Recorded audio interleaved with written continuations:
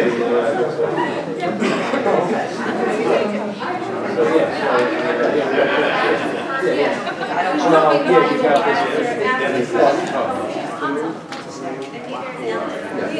just put up the first slide. Escape to shut down. Yeah, let's say you don't want to start. Yeah, we've got it. We don't make it microphone. How are you, sir? How are you? Good to see you. Yeah. Yes, you're going to be up here, right? Yeah. All right. Keep it. That's right. Okay, so you know. Can everyone please take their seats? We're going to begin. We're first up, right? We're going to open the session of the budget review committee. With me are presiding officer Norman Gonzalez, deputy presiding officer Richard Nicolello. We've got minority John Abrams, and we've got legislative delegate Richie Whitten. And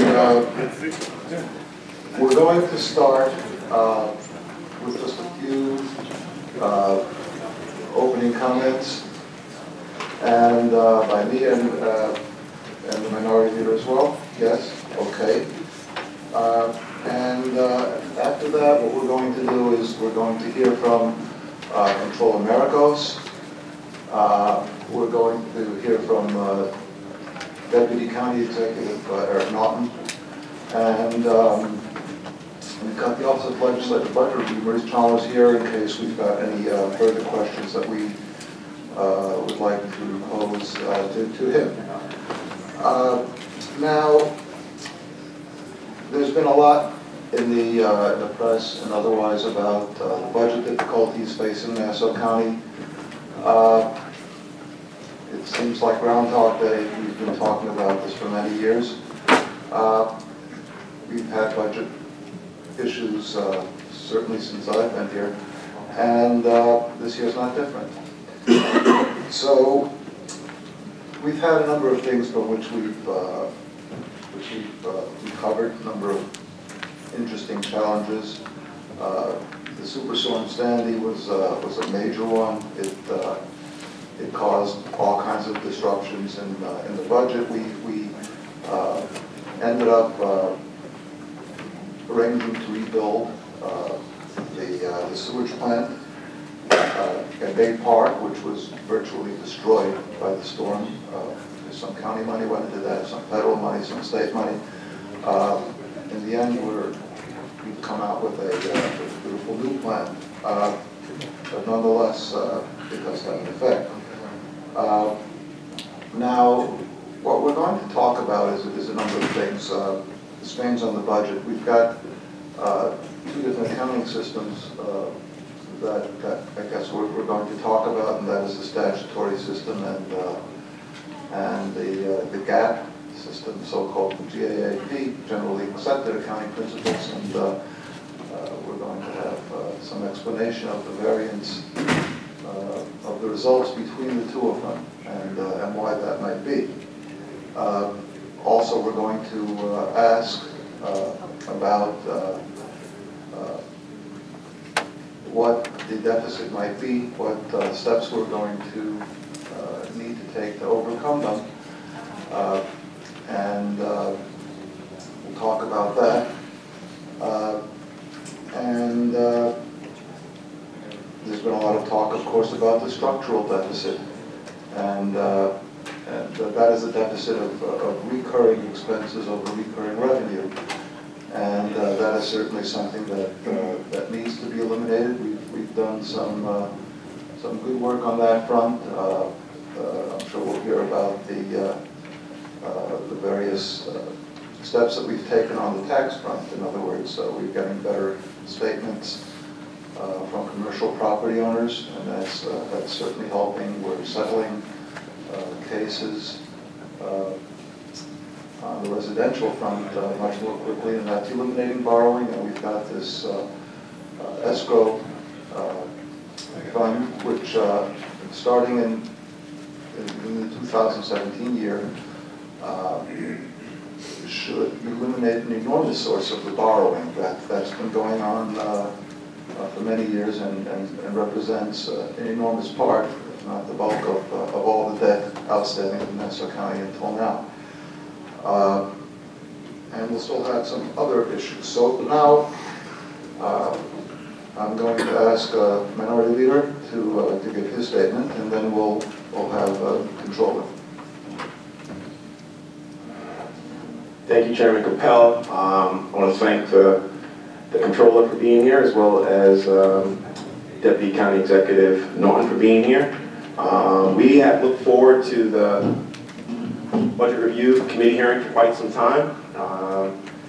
We understand the magnitude of the deficits that are before us. As per the numbers as presented by NYFA, we're looking at something close to $65 million. And a $174 million deficit by GAAP basis.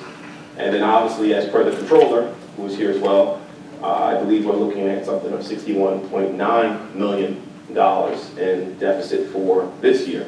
Obviously, we do not believe that sales tax or expenses are going to be cut.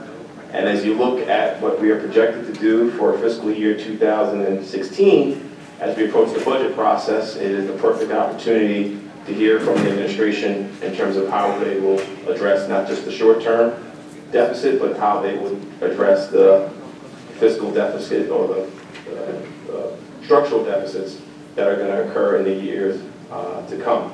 I just want to also note that just recently NYFA mentioned that they will no longer allow the county to use capital funds or bonding for the expense of being able to pay for employees who are leaving the county for retirement payments or termination payments. So from that standpoint, that is going to be an additional added expense, which I'm not sure if that number, if it materializes at the amount that the county expects, or the administration expects, if that number has been incorporated into your numbers, Mr. Maragos. But that is also another issue, because obviously as people leave the county has made the practice of bonding for termination pay. But if NYFA is taking the position that they will not do that, that is going to add, according to Mr. Norton's numbers, I believe, $9.8 million, Mr. Norton? Is that the number? Well, why don't we wait for those? Okay. Okay, I just want to make sure. I just want to make sure I'm factual for the record. I do know we're doing the record, so I do not want to be infactual. With that being said, I look forward to asking questions after Mr. Maragos makes his presentation. Thank you.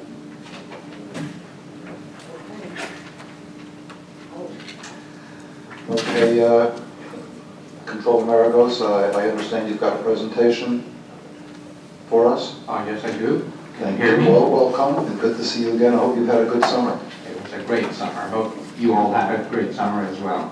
Thank you. I draw your attention to the exhibit that is displayed, Exhibit 1. I believe you will see that this exhibit, in a sense, vividly displays the financial condition of the county, both on a historic basis and on a projected basis going out to 2015, which is the current year. On the budgetary surface, which is the kind of the top blue line, all looks well, primarily due to borrowing to achieve the budgetary balance that is shown, and the second line, which is the on a GAAP basis, the financial results for the county, kind of hovering around the balance levels. But if you look deeper at all the other metrics, primarily the NYFA presentation and the structural gap, the financial health presents a different picture that emerges. The structural gap and NYFA presentation results have deteriorated significantly once borrowing and one-shot revenue items have been stripped out. And those are shown in the bottom two lines on the chart, the green and the orange. The county ended fiscal 2014 with a 10.7 million budgetary surplus. The budgetary surplus was achieved by drawing 16.2 million from the fund balance and 154.8 million in borrowing. Under GAAP, as required for governmental financial reporting, the county ended 2014 with a negative 21.5 million after certain exclusions such as the use of fund balance, pension adjustments, and other adjustments. The public accounting firm of Gladry for the first year performed the audit for the county for this current year or the past year. Previously, if you recall, we were using the firm of Deloitte and Touche. Based on the NIFA reporting methodology, the county's year-end results in 2014 ended at negative 191.9 million after including certain revenue sources such as premium on bonds and borrowed funds to use to pay for operating expenses. The structural gap, which as we all recognize has been used historically to measure the county's financial health, widened to a negative 244.8 million from a negative 99.1 million in 2013. Again, this is primarily due to an increase in operating expense paid with borrowed funds and the use of fund balance.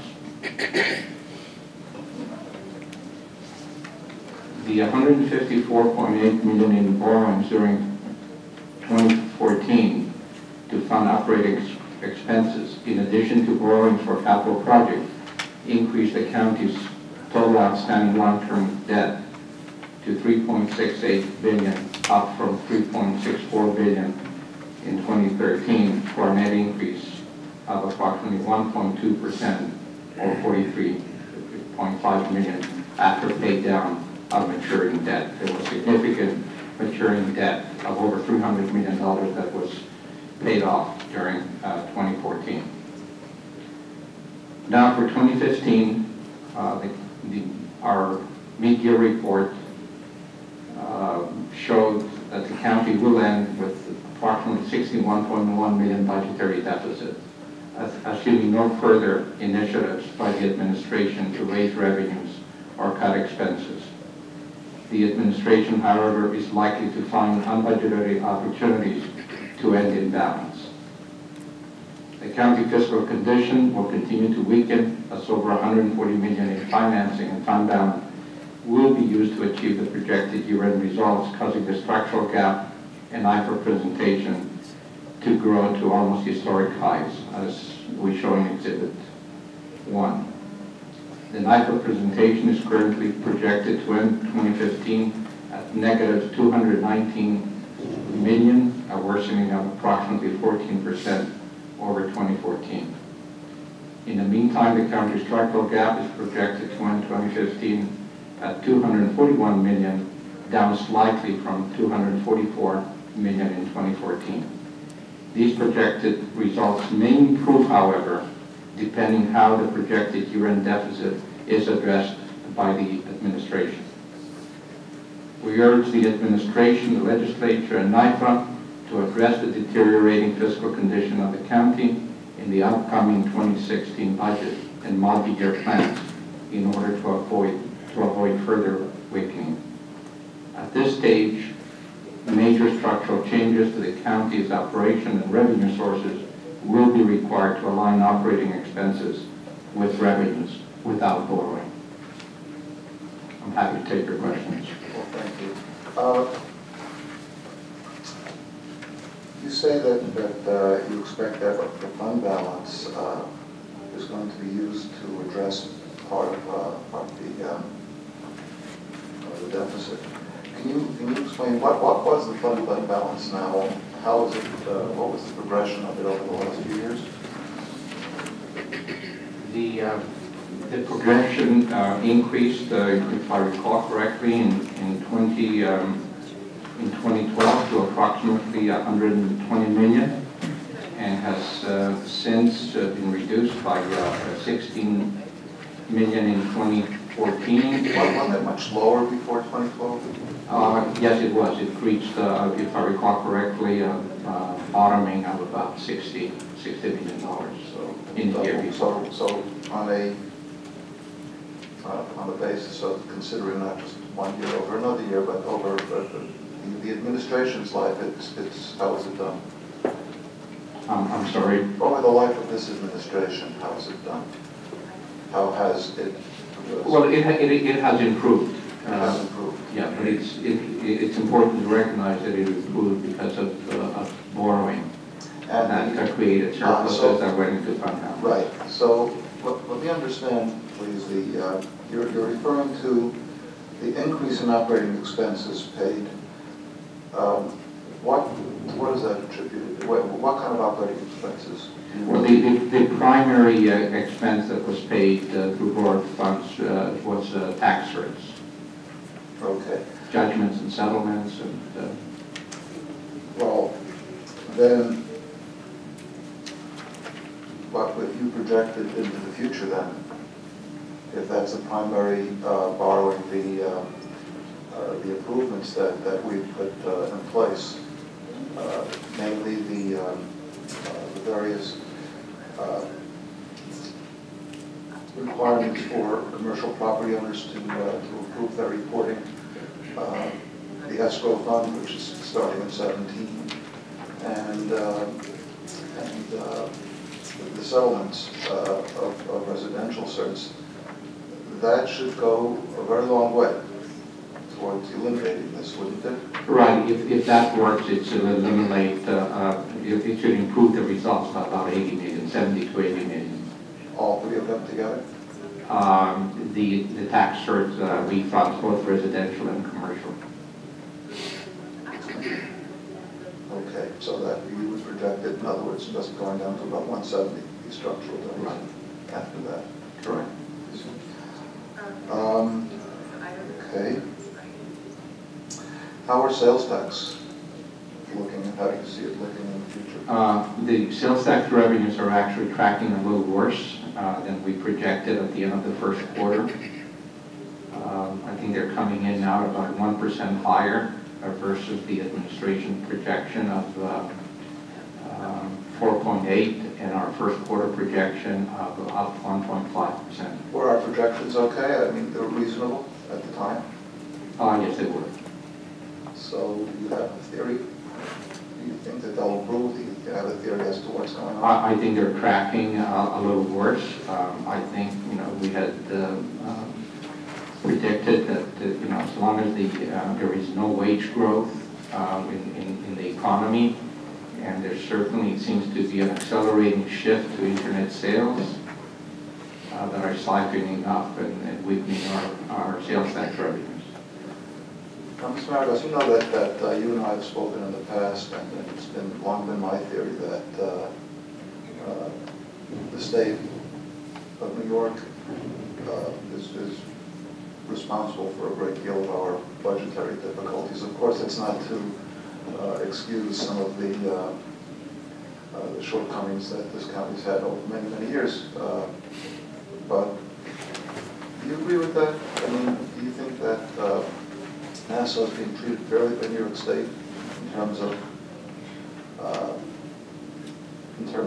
reimbursements, in terms of aid, in terms of collections? I cannot address whether we're being treated fairly or unfairly.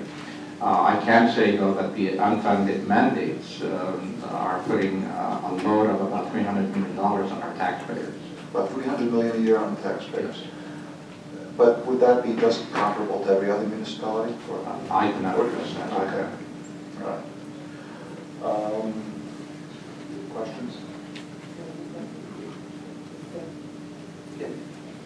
All right. All right, Mr. Edmonds. Thank you, Chairman Coppell. Mr. Maragos, I want to really dive into the reliance on bonding. As you're aware, the county, as you said before, the county ended fiscal year 2014 with a $10.7 million surplus. However, as you're also aware, the county, as Mr. Coppell has also mentioned, the county has been under a control period since 2011. Since that control period has been in place, even by your own numbers, as per our understanding, thank you, Legislator Ridgeway, the described number based off the night of presentation, I'm looking at Exhibit 2 from your particular report, it reflects a higher significance of bonding starting in 2011, where the number from 2010 almost appears like it doubles and it triples. It just appears that though the county may have been ended in surpluses, we've known for quite some time that there's been a heavy reliance on bonding, which you have mentioned, and the fact remains we continue to have that reliance on bonding is probably the only reason we have had any level of surpluses. I mean, just your thoughts. I know sometime last year you had mentioned that you felt that the county took a very strong reliance on bonding, and obviously I think that hedges on why we've seen surpluses, even small surpluses, starting from last year and in prior years. That is correct, but I also need to point out that this body has been approving that borrowing, and to a large extent it's been consistent with the multi-year plan of the administration, and we've been an advocate against it, or at least trying to mitigate it. Well, I mean, to be fair, yes, you are true that this legislative body has approved the budget, the borrowing, but I can speak for this legislature. At the same time, we've also trimmed some of the borrowing that has been presented to us by the administration. I can just think of the countless amount of times that when it's been bonded for termination pay, just last year, we trimmed that number down. So when it comes to tax certiorari's, I know we have trimmed that number down. We've asked for more of it to be paid out of the operating budget. But obviously, also, it speaks to the fact that the bonding is really what saved this county in terms of surplus or deficit not being sooner than this year. Well, that is correct, but I also need to point out that sales tax revenues have significantly declined, which has been completely unanticipated. If you recall, I think we were down $70 million in sales tax revenues in 2013, and we're going to be down probably $35 to $40 million this year in unanticipated or unbudgeted reductions in sales tax receipts.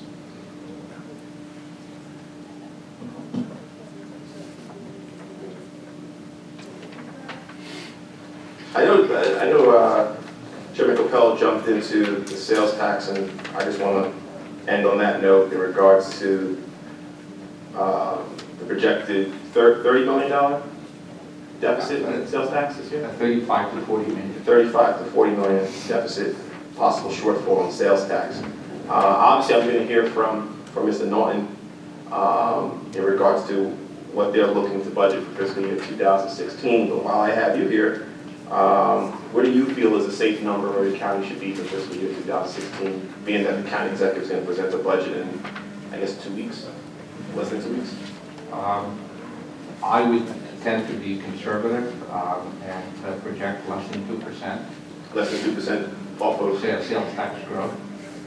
Again, we're not seeing the anticipated wage gains in the labor market, and again, a continued acceleration in the shift to internet shopping.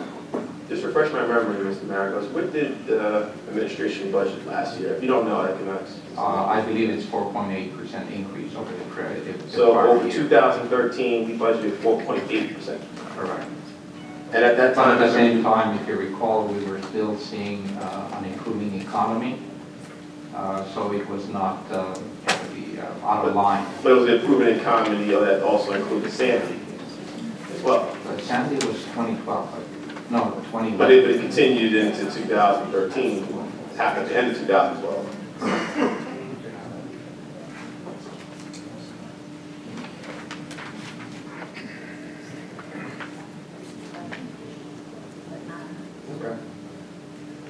All right, I guess in regards to the balance of my sales tax question, they'll be before Mr. Norton, Mr. Development. But I'll see at this time. Just to follow up, the borrowing has and is projected to significantly decrease the way it's been going. I mean, the Beyond borrowing 2017, practices- yes. the Beyond borrowing- 2017. I'm sorry, yeah, and the borrowing practices have been in place for many, many years. Isn't that true? I mean, that's, why don't you explain also the difference between stat and GAAP? And the difference in your numbers? I'd like to hear his answer to the borrowing that you just asked. If you don't mind. Right, the borrowing, the county always borrowed, but we've seen, as we've indicated, an acceleration in the borrowing in the last 2 years to pay for property tax refunds. But those were As you correctly pointed out, those were taxes for past years, for many years past. they were past years, well, in an accumulation, every year. And there's still a large accumulation, right? There's a larger accumulation, but with the payment, there's been an acceleration of payment. So that's a good thing, isn't it? It is a good thing because it brought down the long-term liability And on the taxers. not So to they mention- remain about $300 million. Right. Rather than grow. Not to mention, well, let me just follow up on that, the interest rate. What is the interest rate that is accruing now on the outstanding liabilities? Well, That's a statutory rate, the statutory rate of 9%, 9%. And what is the county paying on borrowed funds? 3.5%. 3.5%. Which means that if we were to just go ahead and actually buy our past liabilities, we would be saving on a go-forward basis a substantial amount of money every year. Well, that's a decision that the legislature has to make. Correct. If they want- I'm not asking if we should or shouldn't. I'm asking if indeed we did. The result would be that we would save money on a go-forward basis. Again, that's a decision you have to make. If you're I'm going not to take, asking if you about you the take the decision. I'm hit, just saying that we're paying 9%, we'd be paying 3-point-some-odd% arithmetic. right. We'd be saving a lot of money. Okay. So yes, that's a decision the legislature has to make. But I will just speak, I just speak for myself, and I think for many of the other members here. We think that it's an opportunity to save many millions of dollars that's just being wasted. It's a great opportunity with the interest rates being as low as they are. I'm an opponent of borrowing. I really don't like borrowing, but in this particular case, I think it makes a lot of sense to clean the books and start fresh, hopefully in 17, saving money along the way. All right, that wasn't the question, obviously. The gap in staff, would you? Well, the gap excludes certain borrowings. I'm sorry. Hold on.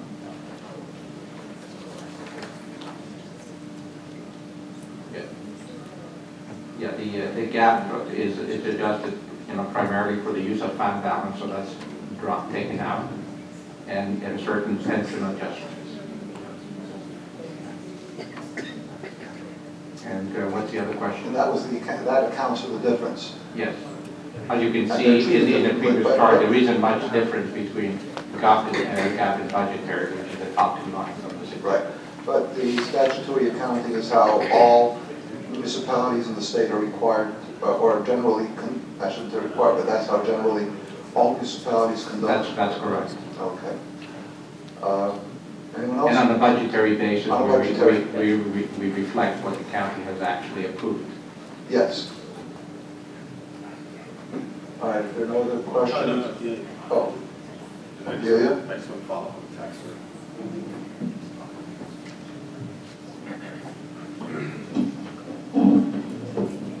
Hi, Mr. Maragos, how are you? Hi.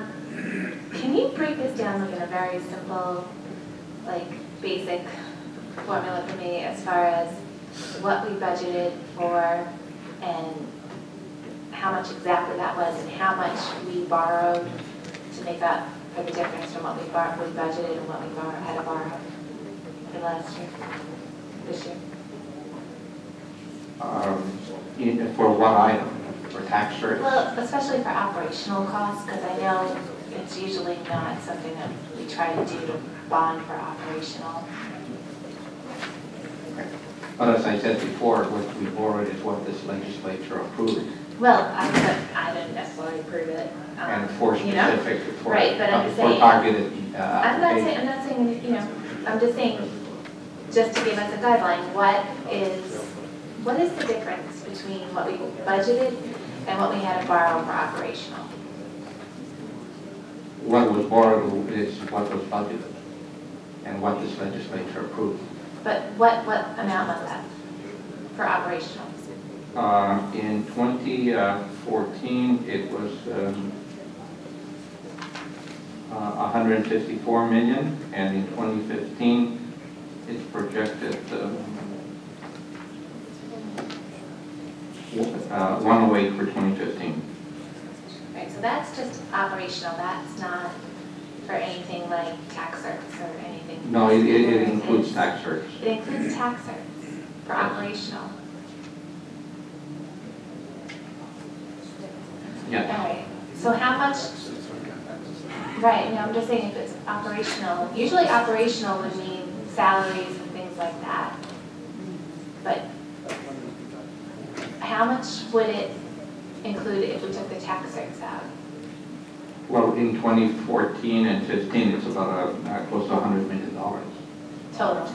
Correct. So about 50 million each year for No, tax certs. each year. Oh, 100 million each year for tax Right. certs. So then the operational would have been about 60 million? Well, for other operational needs. And that is specifically for salaries and overtime? Or it could be judgments and settlements. Termination pay is 20 million. Okay. And as far as overtime, I saw that was a bit, but would We that don't cover borrow also? for overtime. That would be, that's what I'm wondering. So you would not borrow for overtime? Correct. Okay. All right, I just have a couple questions. With the fund balance, how do we determine what money goes into the fund balance, especially if it's money that we're borrowing?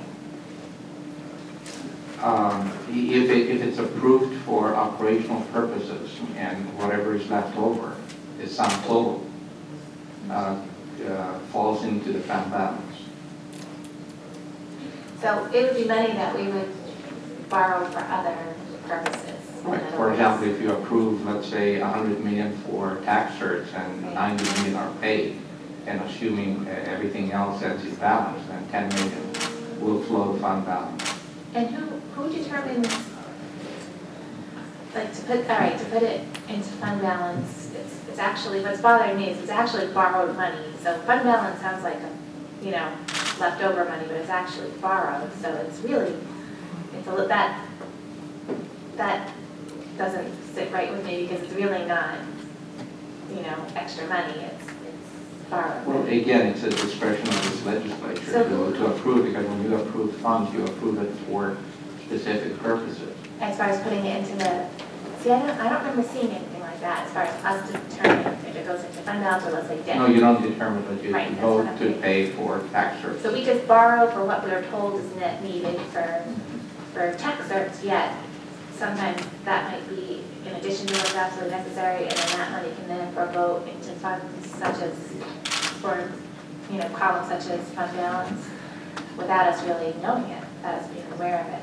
When is it determined to put into fund balance, and when is it determined to put into debt services, like to pay off debt? Do we ever do that with the excise?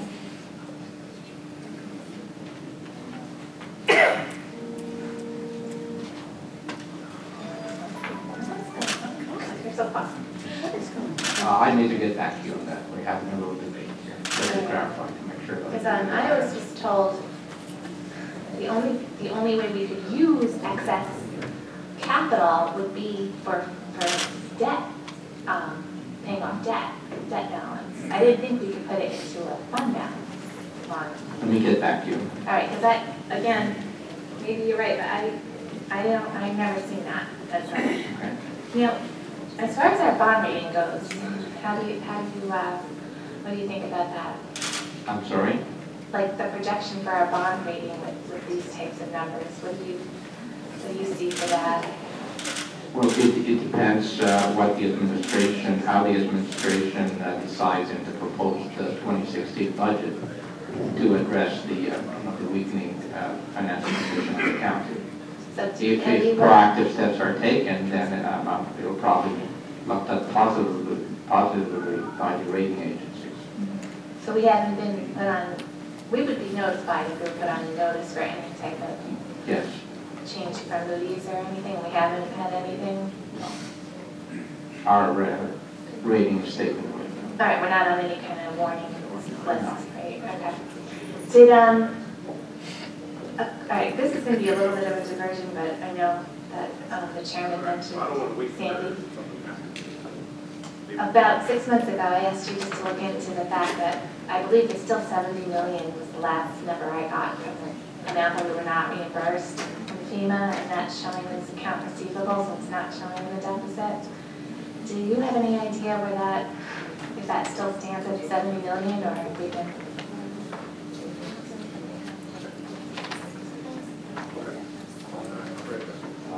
I know we've gotten more money in, so I need to get back to you on that. Because that, you know, that was not That far. would still be a receivable, Yeah, see, whatever, but when let me it's- give you precise numbers. Do you think 3 years later we could still have it as accounts receivable? Unless we received a lot of it, unless it's been rejected by the federal That's government. what I'd like to see, because I've never gotten a final number.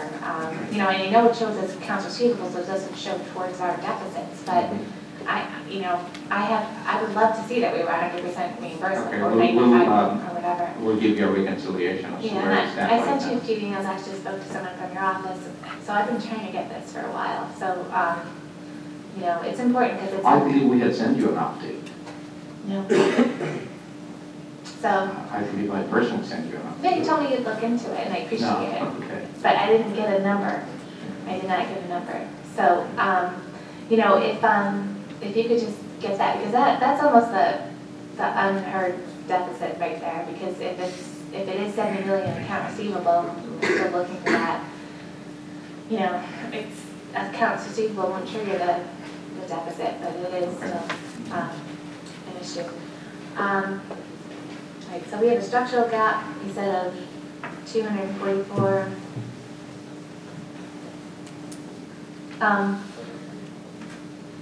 You know, all right, I just want to mention just one more thing. As far as the sales tax goes, when you look right there, like it's really, you see what a difference it was from 2011 to the 12-13, and it really is attributed, you know, that's Sandy right there. Everyone bought so many furnaces and everything else. So, we all felt uncomfortable. I know you also gave the warning with the sales tax being projected as high as it was for the last couple of years. I mean, I don't think we have to take that whole time out of our projections, because it's not a valid projection in the sense that it's like saying Sandy didn't happen, and that was a balance that we really hopefully will never have again. But we like the balance, and we didn't like the storm.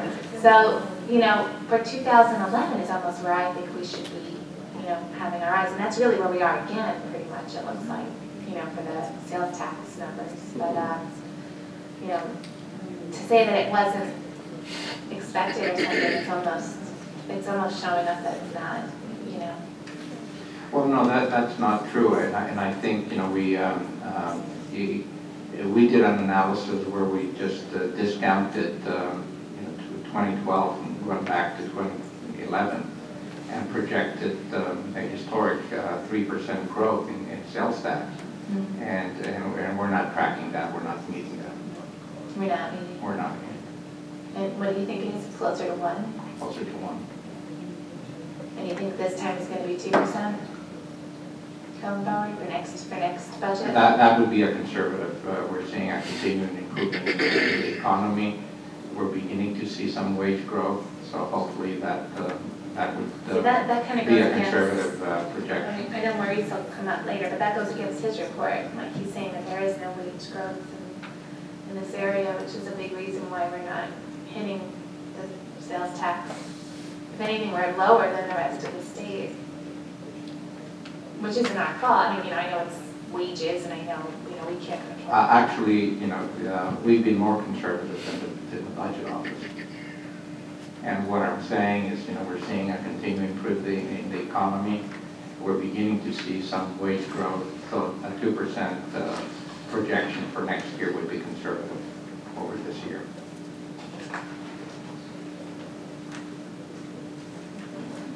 We have here that the labor figures reveal that the average private weekly wage in New York State fell 0.4%. I mean, Maurice, do you mind coming up for just a second? No, we're going to have a, he'll be available afterwards. All right.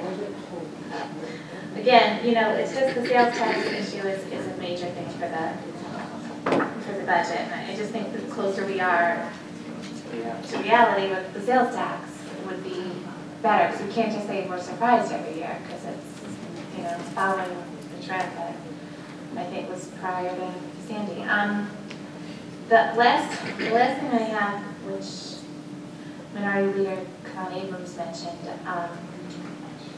it's interesting to me that the bonding has gone up so much since we've been under NYFA's control. And I know, again, this body's the one who bonds it, but are you surprised by that, or? We've been encouraging consistently against it.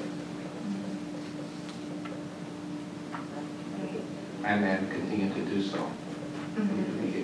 The county has to achieve a better balance between recurring revenues or anticipated revenues and expenditures without borrowing. And one final thing. This budget that we're talking about for 2015 included, how much of a tax increase was that? It was almost 4%, was it 3? Approximately 2% under the state cap. Was it under, it was 2? Yes. So we had a 2% tax increase, and we're going to still hit this major gap. 2% Well, tax we have to increase speak didn't amount to much money, I believe. How much money did the 2% tax increase? It was About 32 million. About Yeah, 32 30-something million. We had the speed camera program that was canceled. We have lower sales tax. Yeah, but we collected more of the speed camera in those couple months and projected for the whole year, so, sorry. I like you. How about from you? No. Not really. No, not Steve. Right. All right, so the bottom line is, I think even with the 2% tax increase and with our sales tax projection, we were still really short. I just think, to borrow we're all against it. It's our kids' money and all that. To rely on that for the fund balance, rely on that for a surplus, we have to stop this.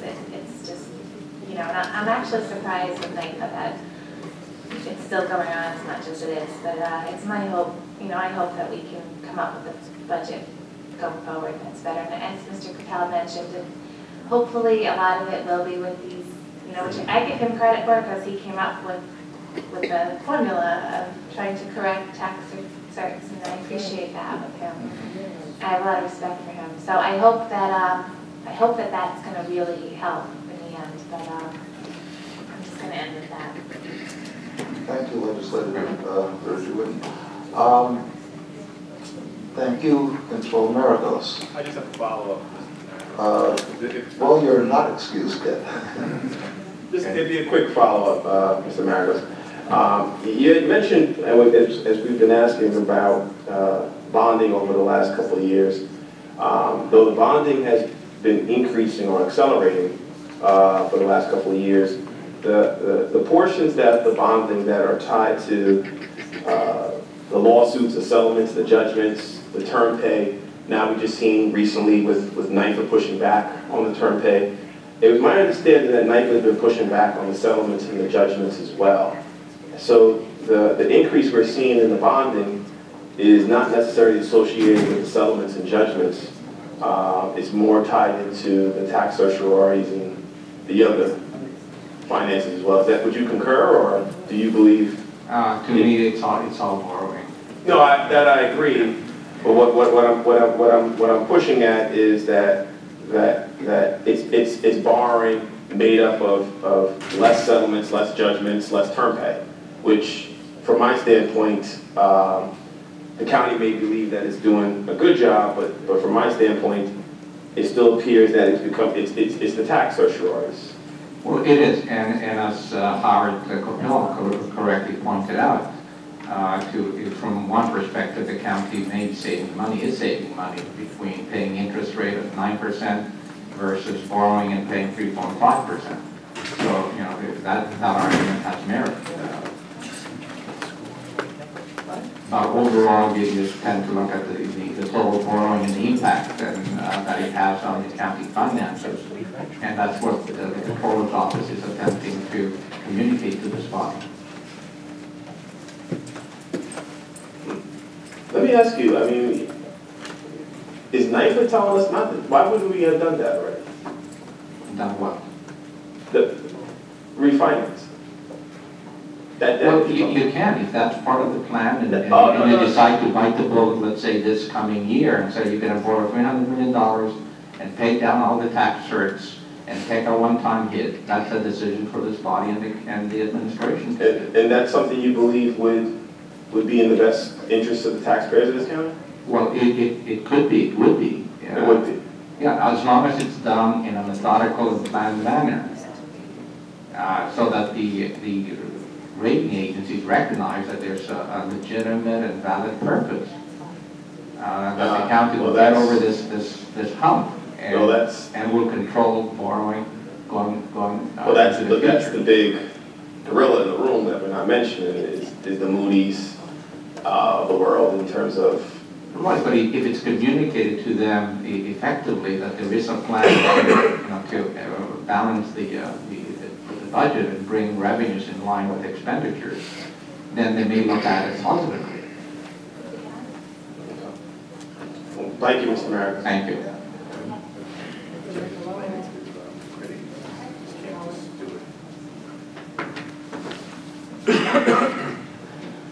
Well, thank you. I just wanted to just get some perspective on the bonding issue. Do you have your report with you, the one that was issued on July 31st?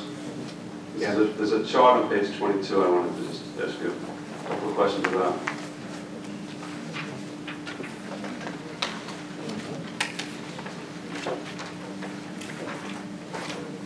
The chart, I guess, shows that over the last 5 years, certainly borrowing has been trending upwards. Correct? Yes. Yeah. But if you go back to 2008, 2009, and 2010 for that matter, you see borrowing that the county made in those years in the area of what we're bonding in 2015.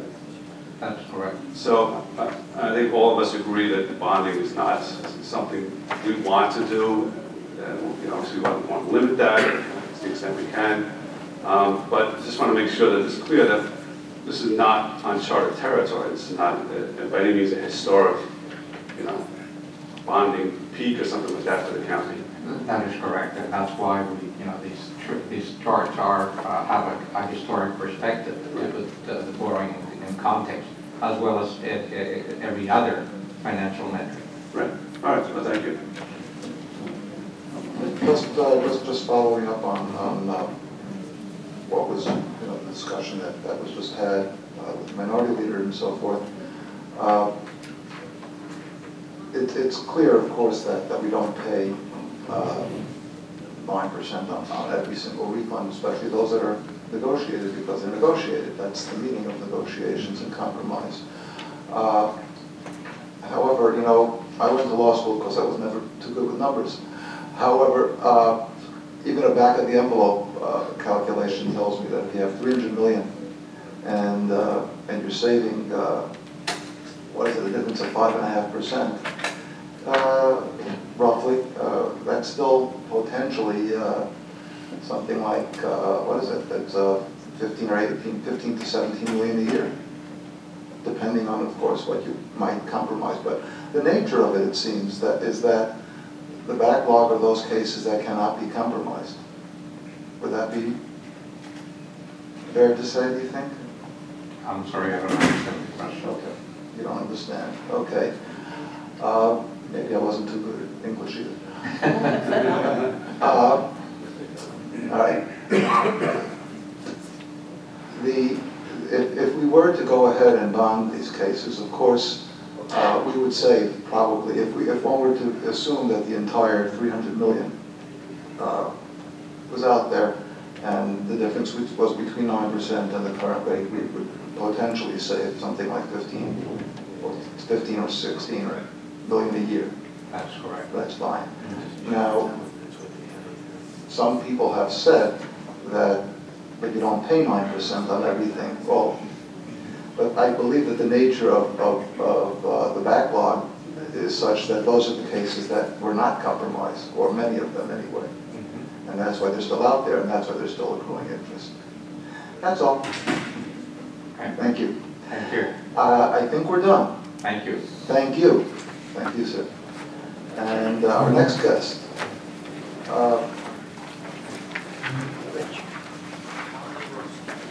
And Mr. Controller, legislator, who wouldn't ask you, please send, not to forget to send to you. I would actually well. Thank you. Our next guest is the Deputy Eric Naughton. And Mr. Naughton, Deputy County Executive Naughton, would you please take the hot seat? One hose, right?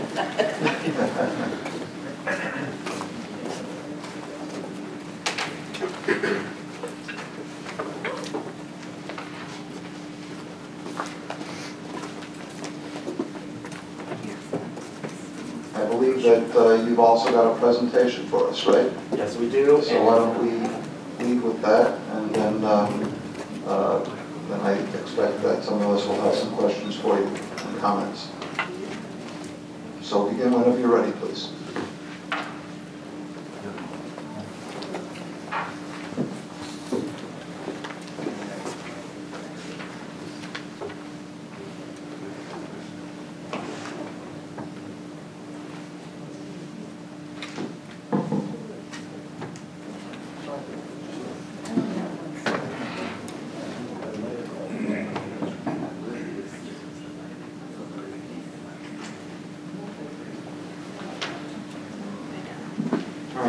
Good afternoon.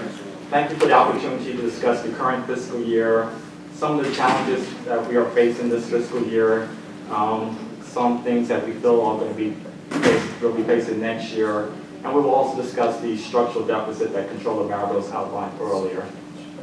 Before we get into the presentation, Do you agree with those numbers, by the way, on the structural deficit? they're in the ballpark. Unfortunately, I think the issue with the way that it's presented, it shows the amount of spending that we do to pay tax certs each year. So as we try to take down the long-term liability, that the way it's reflected there, the deficit goes up. If we spend less in tax certs, the position looks better. But we think it makes more sense, that we pay down the debt. So what you're talking about, again, is where we left off with the control. You're talking about the backlog. Correct.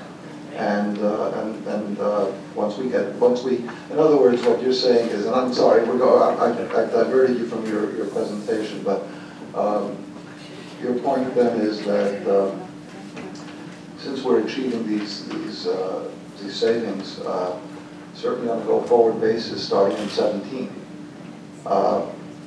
that we might as well just clear up the backlog and start fresh and start clean. That would be great. And that would, on a go-forward basis, dramatically change the structural deficit. Of course, you'd have interest on that, but you've got interest on it anyway, even more interest. That's So that would have a very positive effect on the. So we would all, I think everybody here might encourage you to encourage NYFA to let us clean this up, and it just makes sense, because otherwise we're just going to potentially lose the opportunity to do so at favorable interest rates. And I think NIFA would probably be willing to listen to that, but obviously first, this legislative body also would have to agree to that. Well, certainly we have to all agree to it, yes, and we need a supermajority. Anyway, back. I may interrupt you, Ken. Not a problem. Okay. All right, before I get started with the presentation, I just wanted to address some of the comments that I heard while Controller Maragos was speaking. First, Minority Leader was commenting on NIFA's policy in terms of bonding. Just wanted to clarify what NIFA stated was that they would not approve bonding as it related to the incentive program. Oh, no. Right, but it seemed that you were implying that they weren't going to approve any termination pay, and that's not the case. I thought, well, I don't know.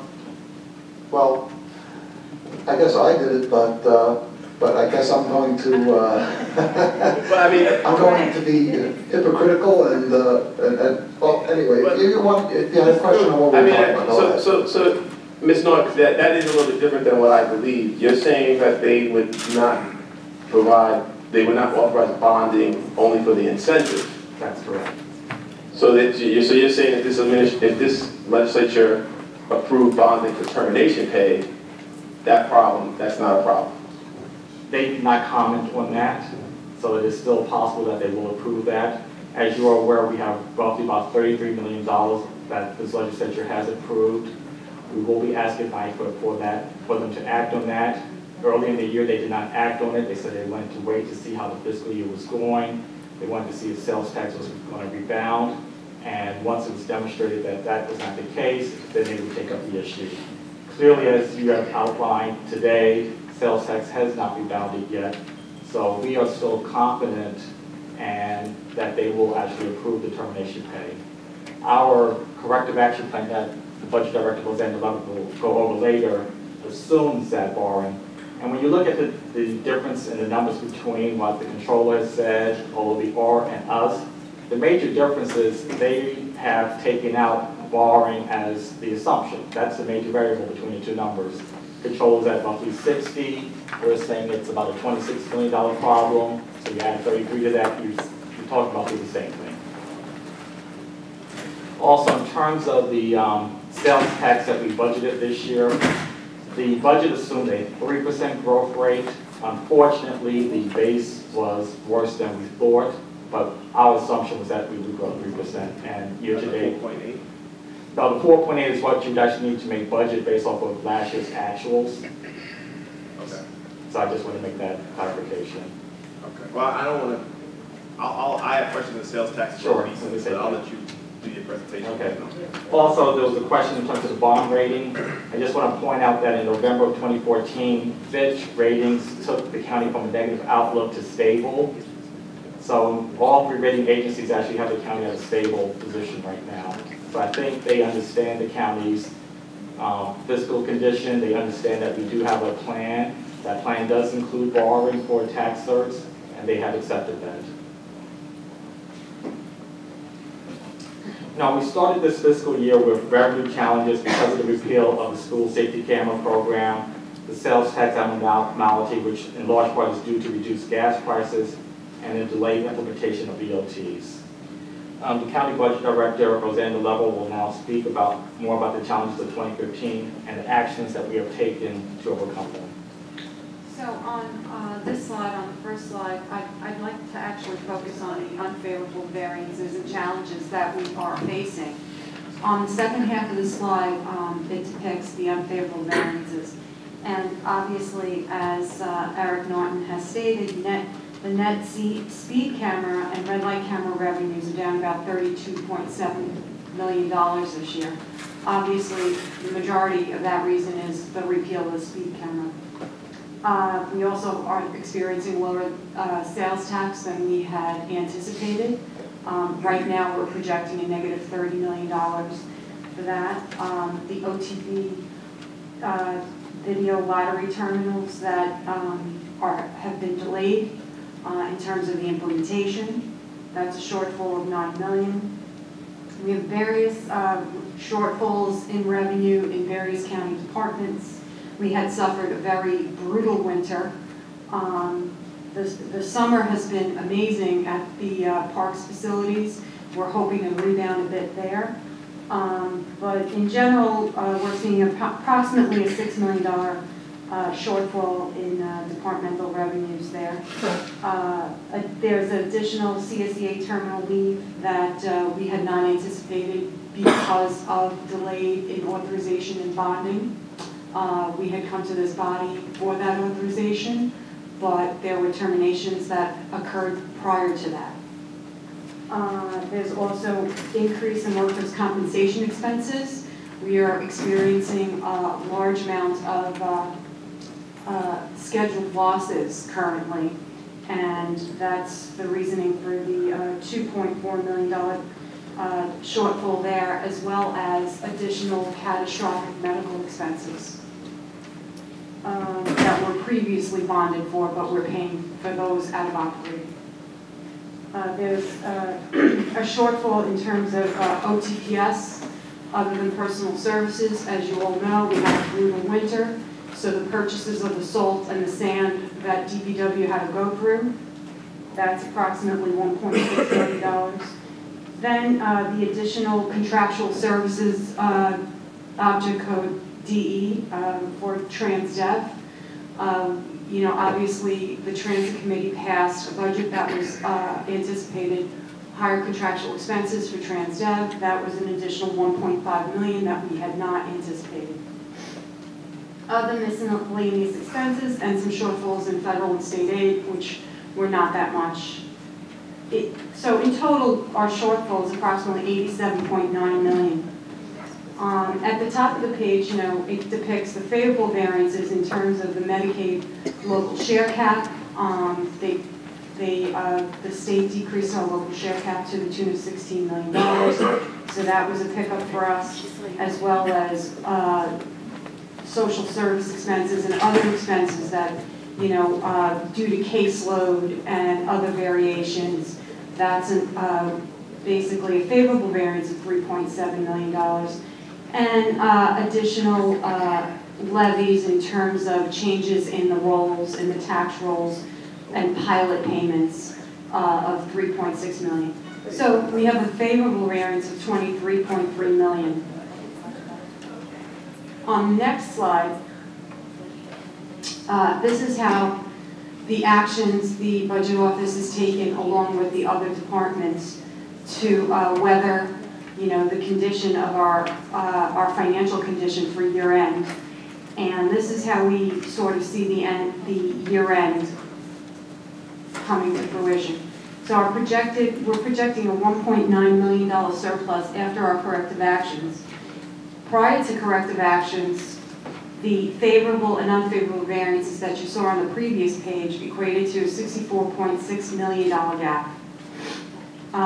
The current voluntary incentive program with... By the way, just to clarify, you're talking about on a statutory basis, not the GAAP, right? Correct, we're talking on a budgetary basis. Budgetary basis. Budgetary basis. That's correct, not a accounting account, no. Okay, fine. So the estimated voluntary separation program will eventually save the county money, but currently because of the term pay that the county must pay out through operating, it's going to cost us, we figure, a net of $5.5 million. So that's actually increasing the gap from $64.6 million to approximately $70 million. The second item on the list in terms of corrective actions are our CDBG funding for FEMA expenses. We anticipate that the 10% local share match is going to be refunded to us through the state at about $13.1 million. We're having all indications that that will be granted by the year end. We eliminated the NHCC subsidy payment of $13 million because the successor agreement sunsetted in 2014. We're controlling our workforce in terms of lower salary and fringe benefits. That was a savings of $11 million. And we're managing our workforce and only replacing backfills in terms of positions that truly really affect county operations, or perhaps our reimbursement. Our debt service, we have a surplus of about $10.6 million in debt service, and that's due to delayed and reduced borrowings. We've seen some land sales and recoveries in terms of disencumbrances for programs that will not spend the contractual amounts, as well as land sales in terms of like Inwood Garage. So we're seeing surpluses there at about $10.3 million. We also have OTPS reduction savings that we've imposed to the departments against their current budgets. Oh, OTPS? Other than personal services, so their general expense lines, their contractual lines, we've limited their spending and revoked funding on each one of their lines by about $10 million. And we instituted a tax map verification fee last year, and that's been highly successful. And we had budgeted approximately $3.1 million in the 2015 budget, but we feel that we will garner approximately an additional $4 million, so in total over $7 million there. Debt service. Debt service? Yeah, that, going back up to that Yeah. $10.6 million item. That implies delayed borrowing at like 3.5% of a couple $100 million. I'm sorry, of a great deal of money. Let's see, what would that, delayed borrowing of what kind of money? Well, a lot of factors go into Yeah. when borrowings are scheduled. And this So was the budgeted, budget. this was budgeted borrowing? Yes. Budgeted borrowing for the purpose of? Our budgeted debt service versus what actually did occur. So our How did budgeted, that happen, yes. well, our debt service is budgeted the year prior. So if we had anticipated that we were going to borrow $100 million perhaps for tax certs maybe in December, that did not occur until probably when? The spring. The spring. So you didn't pay interest on that? That's exactly right. But you paid, okay. And the same thing with the capital program, as if we reduce the amount of borrowing for capital, we save on that. So this is strictly interest savings? Yes. As well as termination pay, borrowing, there's all sorts of, it's exactly right. It's how we plan to spend our debt service versus what actually does occur during the year. Okay. And plus the interest rate environment also has a lot to do with that. Well, now we're getting back to that discussion that we had earlier, yeah. And before Roseanne finishes, I just want to state, almost all of these actions took place in the very early part of the year. We're talking January and February. We were being very proactive. We recognized that we would have a sales tax shortfall. The school safety program was repealed in December, so we took action immediately. So we didn't wait to see what was going to happen. We said, let's act early, and so that we know that we can manage this year, and that's what we've done. Okay. And so basically, after our corrective action plan, we're at a $1.9 million surplus. And I realize that, that's basically splitting a hair on a $3 billion budget, but at least we know that we're gearing towards a surplus at the end of the year, and we're managing to it. And our next slide. Once again, that's a budgetary surplus, not a... Budgetary surplus, not a gap surplus, yes. Not a gap surplus. On the following page, continually we monitor our workforce extremely closely. As you can see, we're at a 7,992 heads through the month of August. So this is the most recent depiction of where our head count lies, and that is before the BSIP program. And I think Eric Norton wants to speak more on the sales tax and our concerns for 2016 and, how we want to address the 2016 budget. And, we are really stressing being conservative in the 2016 budget, but Eric's going to address that. Okay, thank you, Roseanne. Now, approximately 40% of the county's revenues comes from sales tax. Therefore, when collections do not meet expectation, it does create budget problems for the county. We agree with the controller and the other monitors that this year's shortfall in sales tax could be in the range of $30 to $40 million. We do have consultants working with New York State Taxation to verify that collections do properly reflect what the county should be receiving. But as we have analyzed the data more than the other people have the ability to, we've seen that we have had major growth in areas such as motor vehicles and food services. The major problem that we've had this year has come from lower gasoline and other fuel prices. The price of gasoline is down 28% compared to the same time last year, which explains the 23% drop in sales tax collections at gas stations. Also, the utility sector has shown a 22% decrease for the first 6 months of the fiscal year. And you look at the slide on the next page, you can see there that the gas stations, we have lost in terms of real dollars, $7.8 billion just in 6 months in collections from gas stations. From our utility companies, we have lost $3.4 million. Telecommunications is down 2.1, broadcasting 1.1, and some of these other items here. Adding up all these various losses from these sectors is about $17 million. If you were just to do a simple calculation, say that will continue for the next 6 months, that's a $34 million loss from these sectors. So, people have questioned our ability to estimate and forecast. I don't know anyone who knew that gas prices were going to fall at the rate that they did over the last year. Those who did estimate that are very rich now. But I think from what our economists have told us, the price of gasoline will level off. This will be a new base, and from that base, we can expect reasonable growth next year. In terms of the structural balance, the county has a transitional borrow plan approved by NYPA that provides for financing of tax cert refunds and other judgments and settlements until various reforms happen. The largest reform is obviously the disputed assessment fund. And it's too bad, I have to say, personal note, that the administration didn't jump on this and implement it when it was first presented to them, when it first presented it to them back in 2010, I think it was. But I wasn't here at the time. I believe the administration also did try to repeal the guarantee, but unfortunately we lost that case. Yeah. So the county, we were taking actions to address these tax cert problem. And when you also look at what's happening in the residential side, where small claims, we're paying zero over the last 3 years. I think that says that we're not just waiting for something else to happen. We're trying our best to address the long-term problem that we've had.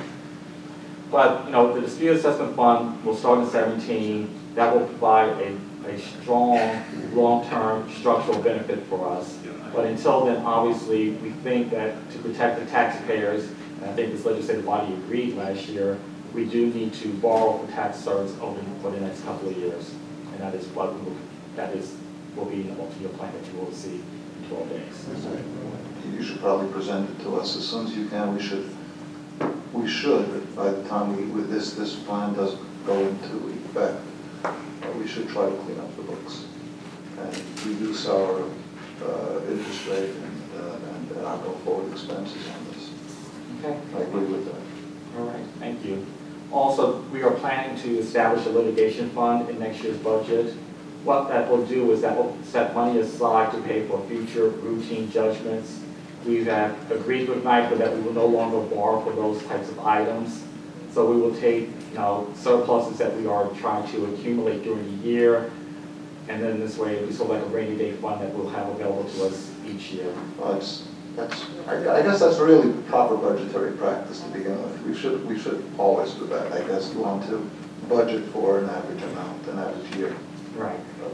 Yeah. So I think the statement clearly is that we recognize that this county has historical financial issues that we've been trying to address. We've been making improvements every year, and it's going to still take a while to achieve what everyone calls structural balance. We're not going to be there in 2016. We will present, though, a balanced budget to you, and we think it's going to contain conservative revenue estimates. We will control our expenses, and we will manage it. Anything that falls short, as we see it, we will address during the year. Each year, every summer, the monitors come out and they tell you that, you know, the county could face a potential $60 million problem or $70 million problem. The following year, every year, they tell you that we end the year with some type of surplus. And that's because people like Roseanne, the administration, our leadership, takes the necessary actions to balance the budget. Are you going to deal with the issues that's raised by the controller, in other words, the structural gap? Why don't you address that, please? Well, when we present the budget multi-year plan, you will see various initiatives that will move us towards a structural balance, and that's just 12 days from now. 12 days from now, but do you anticipate that in foreseeable future, we will realistically eliminate that? We will realistically be able to eliminate the structural gap Yes, on a gap basis? on a gap basis. Okay, just want to get that clear. Well, that would be very welcome, certainly. So I'll take any questions anyone may have right now. Okay. Well, we talked about the sales tax numbers, and do you think that well, you've asked the state to go back and check those. Do you feel that the state has not done an adequate job in auditing? That's not a county function, right? No, It's it's a state not. function. No, and there was a time when the state actually did provide grants to the DA and to the controller's office to do local audits to help with sales tax, but that money has gone away years ago. And clearly with the reductions in staff at the state level, their ability to truly monitor, you know, the collections has dwindled. So it's, you know, they are supplying us with data that we get, you know, quarterly in terms of vendor payments, and it's up to us at that point to look for anomalies and then ask them if they can take another look at some of these vendors to see what's happening. You know, and the table I demonstrated to you, the telecommunications were down for this last quarter. We don't know why, so we're actually going to follow up with them and ask them why a couple of vendors why their numbers are down. So okay, that's good. Now, would you go ahead, please, and compare Nassau County with other municipalities around the state in terms of the budgetary process that that has been implemented or actually imposed by NIFA? Is it beneficial? Is it helping us? Is it hurting us? Why don't you give us the administration's views on that? Well, I think you have to say we're unique because of the tax rate issue. No one else is guaranteeing tax rates for schools and towns. That's a problem that is unique to Nassau. So we can't have the same type of restrictions that other places have. So what you're saying then is that the gap method of accounting is actually more accurate in our case? Yes, I think what NIFA is because of the fact that we're borrowing for what essentially could Right. be an operating expense. And you know, something that needs to be clarified, I know my predecessor Tim Sullivan has stated this many times, borrowing is another form of another revenue source. It is actually allowed under GAAP. The problem is that NIFA has come up with a whole Borrowing other is thing. allowed under GAAP as a revenue source for, Correct. not for operating, is it? Yes, Yes. Okay. right. The problem is Okay. that NIFA has come up with Accepting accounting principles. NIFA has come up with this whole But you can't other do that thing. on a long-term basis, so you go broke. Correct. I mean, you want this to be temporary issues. Right. So, But obviously, the tax problem has not been a temporary problem for Nassau County. well, hopefully, as I said, as we all agree, hopefully that problem largely goes away in 17.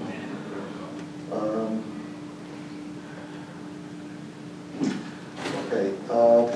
Now, what's going on with the with our Summit police force? Because that's obviously a major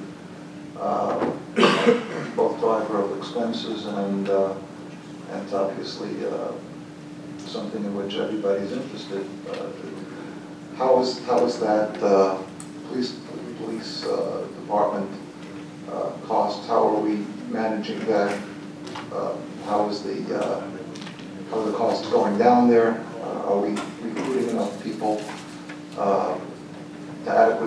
protect citizens and so forth. I think the most important statement to make in terms of the police department is that crime in Nassau County is down. It's at historical low levels. Newsday just had a report comparing Nassau to Suffolk, and crime is up in Suffolk County and it's down here. So I think that's the most important factor. But obviously the finances are something that we do look at. The department has initiatives to help reduce overtime. They've been making progress over the last few months. We will be hiring new officers, but we do face a critical problem this fall. We anticipate numerous officers to retire at the end of this fiscal year. It's greatly related to the fact that 3 years ago, there aren't a lot of overtime, and they do the calculations of what their pensions could be, and many of them have determined that it probably makes more sense for them to retire at the end of this year. When that happens, our workforce will go down. We're going to be faced with a very large termination pay number. We will come back to this body and say to you, you asked us to come to you when we can demonstrate that we need the money. What's very large? I think if you talk to the commissioner, he'll tell you that it's very possible that 70 people may actually walk out Thanksgiving Day. And so what's a very large number? So, I mean, we can anticipate by year end, the termination cost will be over 50 million. 50? Yeah, Ouch. by year end. That's more than I make in a year. At this point, I believe we have 108 officers who have signed up. We've already left or signed up basically in the pipeline, and that's costing us $29 million in termination pay. But how does that project over the medium and long term in terms of costs? Well, In there other is words, what the offset?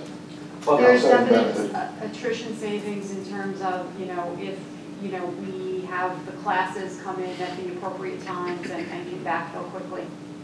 There's definitely savings associated with that. In other words, more than enough to fully justify spending this money now? Correct. Yes, it's a temporary problem, and we need a temporary fix, but there will be a long-term benefit. But the long-term benefit, in other words, will cover the debt service plus? Yes, it Plus, will. plus. Yes. Okay.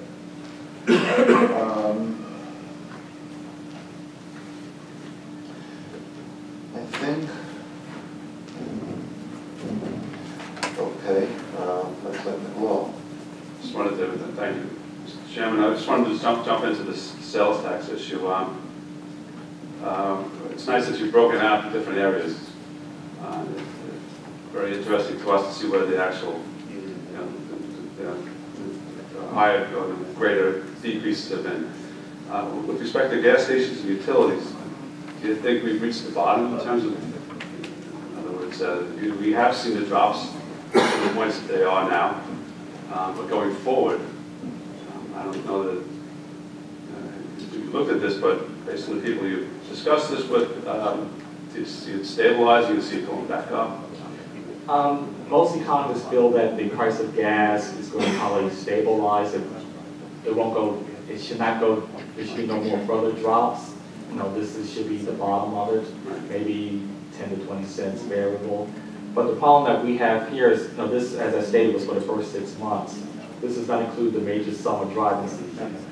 So gas station revenue for the third quarter is going to probably be even worse than what we had so far. Okay.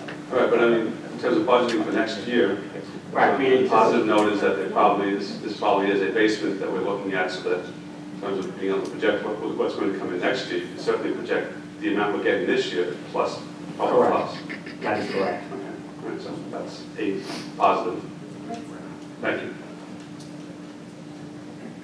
Legislator Ridgeway. It depends on what you read about that, because I just read recently about how these agreements that are going on and they expect gas prices to plummet. So I think we should be conservative in that. We're not expecting a windfall next year. We will have a conservative approach to it. I mean, I've been hearing that this is really going to be a big impact with the gas prices, this agreement. I just had to ask you a couple questions. Is that okay? Did you tell me to go? All right, getting back to Howard's idea, we'll give it Howard's title.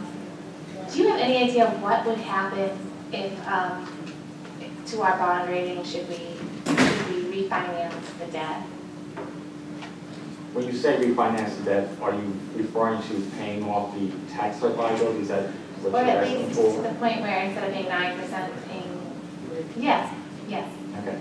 Clearly, in our conversation with the rating agencies, they recognize that the tax cert liability is a hindrance to the county, that without it, our rating would be higher. So if there is a plan that addresses that liability that's out there, and we show that we can pay all the debt associated with that borrowing, I think it would be looked at favorably. So you think our bond rating would at least remain the same? Correct. So we would still be able to get low interest rates? Yes. And clearly with the, I think everyone knows that interest rates are going to probably go up sometime this year, not this month, maybe December. If we were to do such a thing, it does make sense to borrow now instead of later. Okay. Did we have any savings with the gas prices being so low with the budget? Well, obviously, we do save in terms of our vehicles, our OTPS costs are lower, but for the county, it's a greater impact on the revenue than it is on the expense side. But there was a slight savings? Okay, I was just curious, the upside of things. All right, the litigation bond, right, now, how is that going to be funded? That's going to be funded? As if we're able to generate surpluses in a given fiscal year, we would take that surplus, some amount of surplus, and move it to the litigation fund so that money will be available in the future.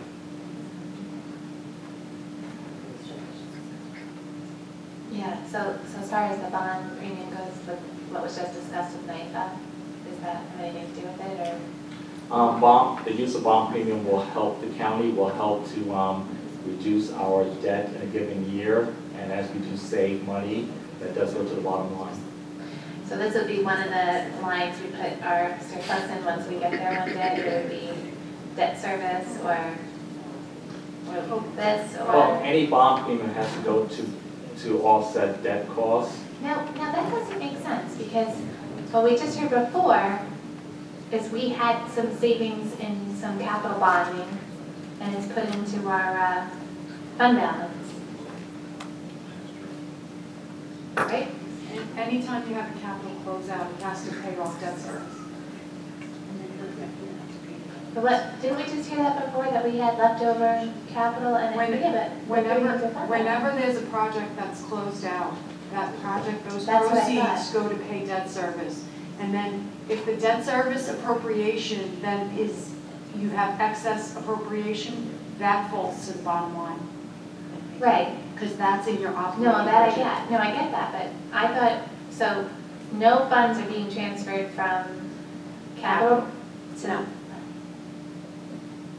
fund balance. I totally know, but. Okay, all right, so we just heard that from the last, unless but I thought we just heard that in our last segment here. I didn't hear that myself.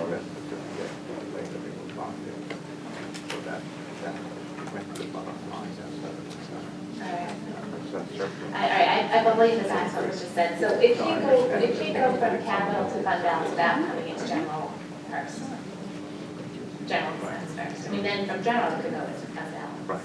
Right. Well, let me try to clarify a little bit. No, by law, we have to fully fund what we anticipate the county's debt service to be. So if there's other funding sources that help to reduce that debt service, therefore, you do have a savings in your other funds, and as you close out the year, the money drops to your bottom line. Right, from capital and from debt service. But what if we haven't overestimated our budget? Well, there, debt service, there, have we? there are different things that drive debt service, and a lot of those things are sometimes even relying upon the legislature. When we do get the authorization to bond, we come to the legislature for bond ordinances and that authorization. If those authorizations are delayed, we can't bond as we scheduled the plan when we came forth, which is within the budget. Right. All right. No, I understand. Okay, so I just wanted to clarify that. So, do you know how much we transferred from capital to debt service this year? I just want to state again, we don't transfer money from capital to debt service. Do you know how much money we didn't use in capital that we then used for debt service? I think in 2014, in terms of capital closeouts, you know, project closeouts, projects that basically were done and maybe they didn't cost us as much as they were supposed to. Right. So I think it was approximately $5.7 million. 5.7 million. That went to pay off debt service, between 5 and 8, but I think it was around 5.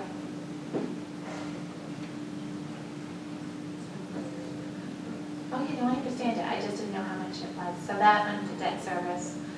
Did we have a surplus, or I got some of this today. So do we have a surplus or a deficit in the debt service line?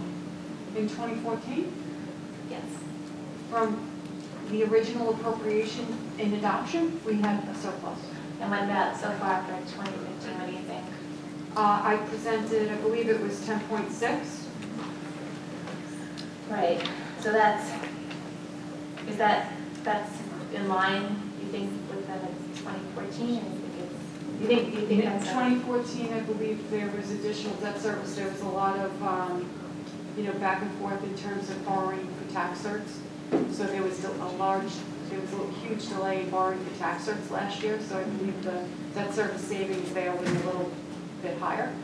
Do you know how much we moved from capital, whatever had left over in capital that was put into debt service from 2015? 2015, we haven't closed any capital projects yet in 2015. Okay. Okay.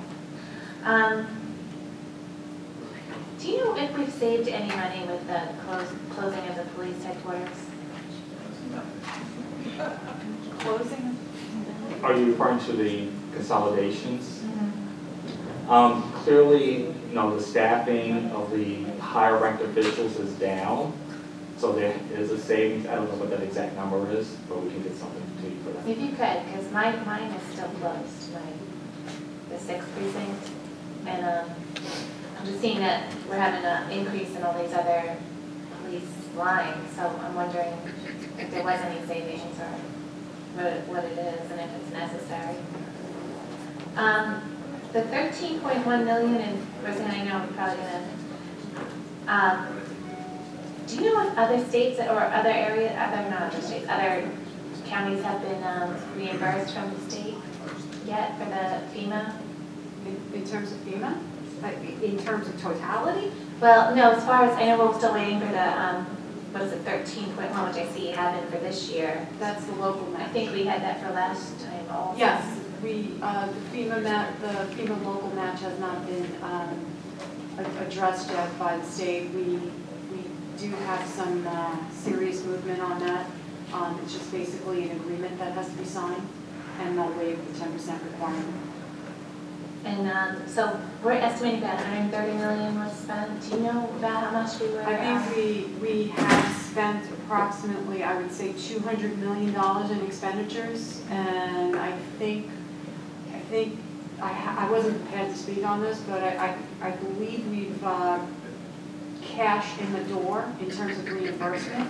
I think we've received approximately $142 million. Yeah, so we're still. So that's like 58. It's still like 58 million. That's a lot. Right, $58 million outstanding. Well, I mean, that's 29% of what we've spent, and I would say that 10% of that is going to be guaranteed by the local match. So what we're out currently is 20%, and I think we're doing well. We haven't closed out any. We have not yet closed out any project worksheets at all. Right. So nothing. We have not gone through that It's not process even, yet. but that's not, we're not close to breaking even there. Wait, it's 200 million that we put out, Mhm. and we've been reimbursed approximately how much so far? About 142 million. So let's add this 13, which But we we hope to have, get. but we have receivables to the I know. tune of, we have receivables to the tune of 178. So we have assurances But you know, I that will be haven't paid. seen that. I mean, I haven't seen that. of their signed obligations from the state government.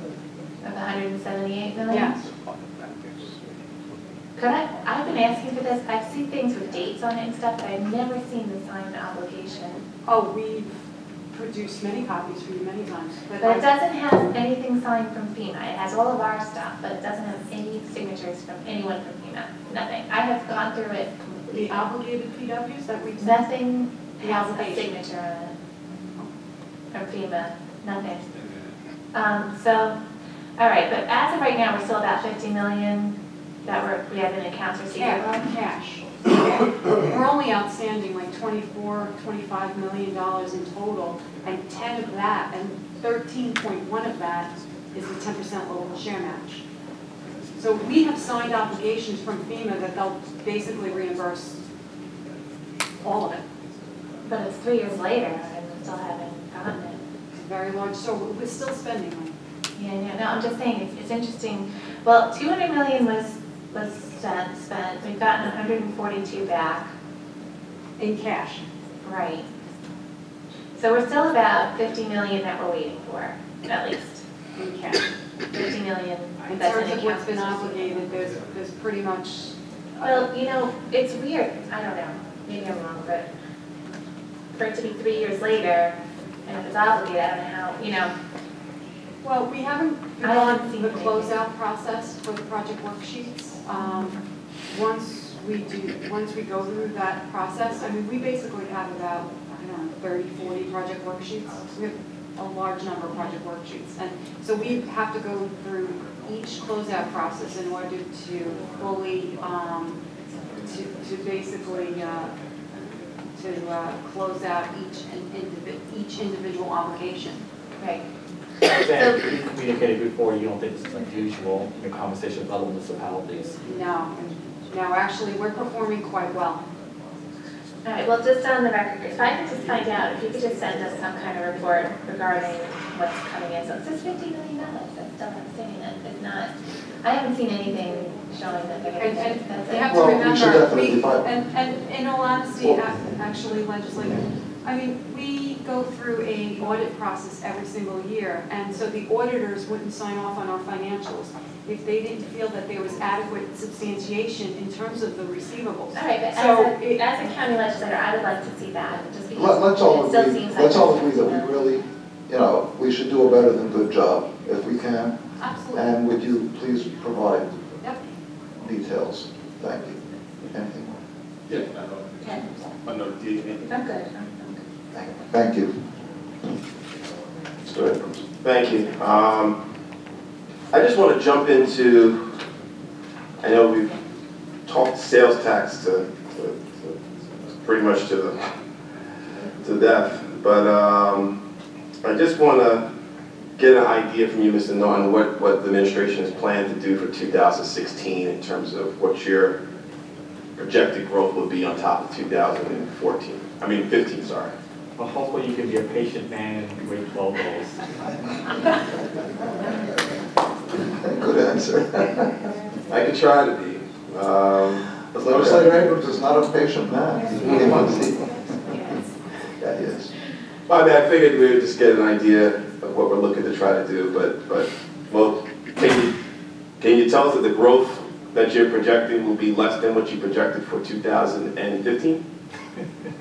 Don't you have any trailers for us, even if you don't give us the whole movie? Well, All right. I can definitely say that I'd rather not have to come up with corrective action plans, so. So that sounds like it's a yes. Okay, fair enough. Fair enough. All right, so let's just move into the VSIP. We talked a little bit about it before. Is your understanding that NYFA will approve termination pay, but will not approve the incentive plan, which we conferred with our council. We believe that to be the case as well. For the VSIP, yes. So, well, we don't know about termination pay, but they made it clear VSIP would not be a part of it. So I do have some questions regarding the VSIP. The county executive in the same Newsday story that NYFA was reported not authorizing bonding for the VSIP indicated that he would pay for it, or the county would pay for it out of operating. I just wanted to get your understanding of how that would be done. Well, as you can see on the slide that's up in front of you, the first line, well, the second line there, estimated VSIP net cost for 15 is $5.5 million. So we're assuming that with the corrective actions that we've already taken, we have enough money to cover the cost for this fiscal year.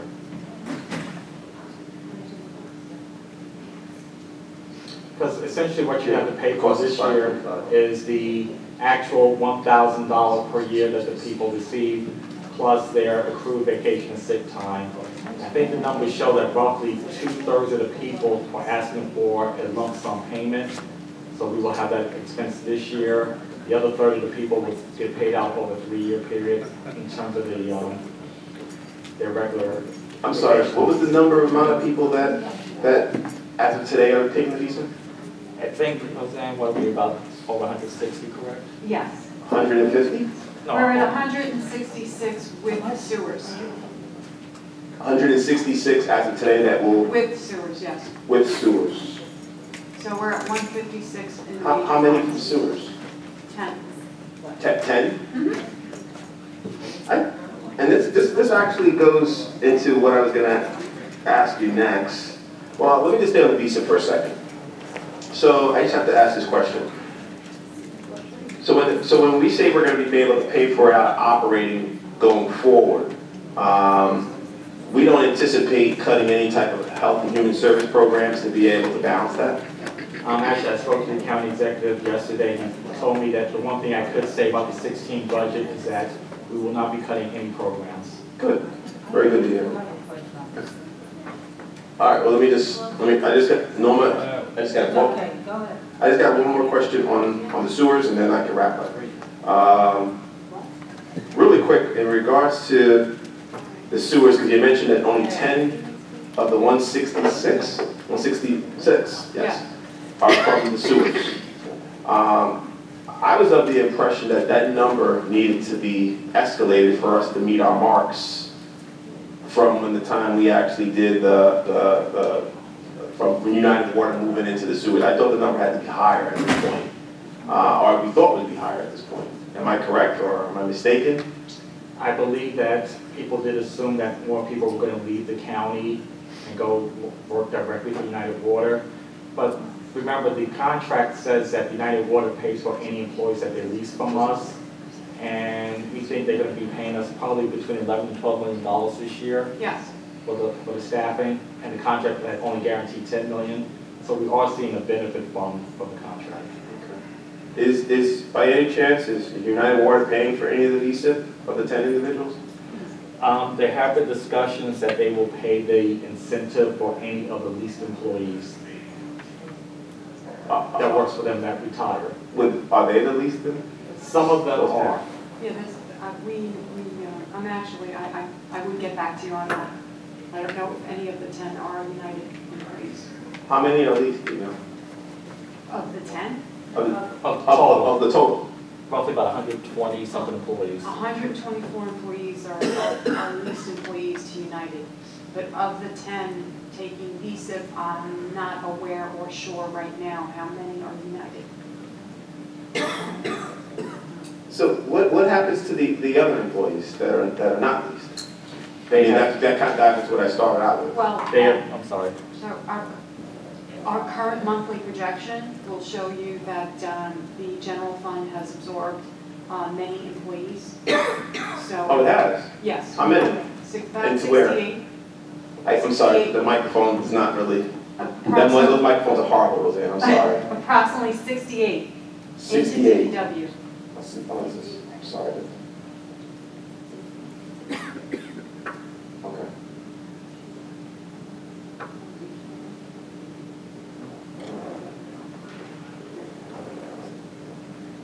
I was just told that all of the 10 VSIPs are United employees.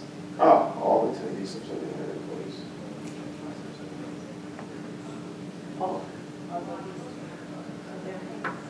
So they're paying for all.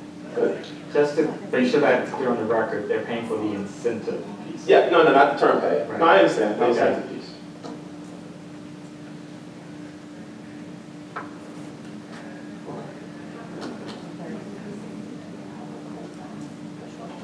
Oh, I'm sorry. Just one more thing that I apologize. The 68 people that you mentioned, Roseanne, will they help with paying for the shortfall on these salaries that you mentioned before? For DPW? Shortfall in the salaries of DPW? I think you had mentioned, I think, we have it in our No, we records. said 3.5. Yes, there's a, revenues, perhaps. Revenues? no, salaries, $3.5 million shortfall. It's in the July report. Wait, let me look at what you're looking at. Maybe Well, that might help. actually, in terms of the, part of that shortfall, the reasoning for the $3.5 million shortfall in DPW is because the general fund absorbed sewer workers.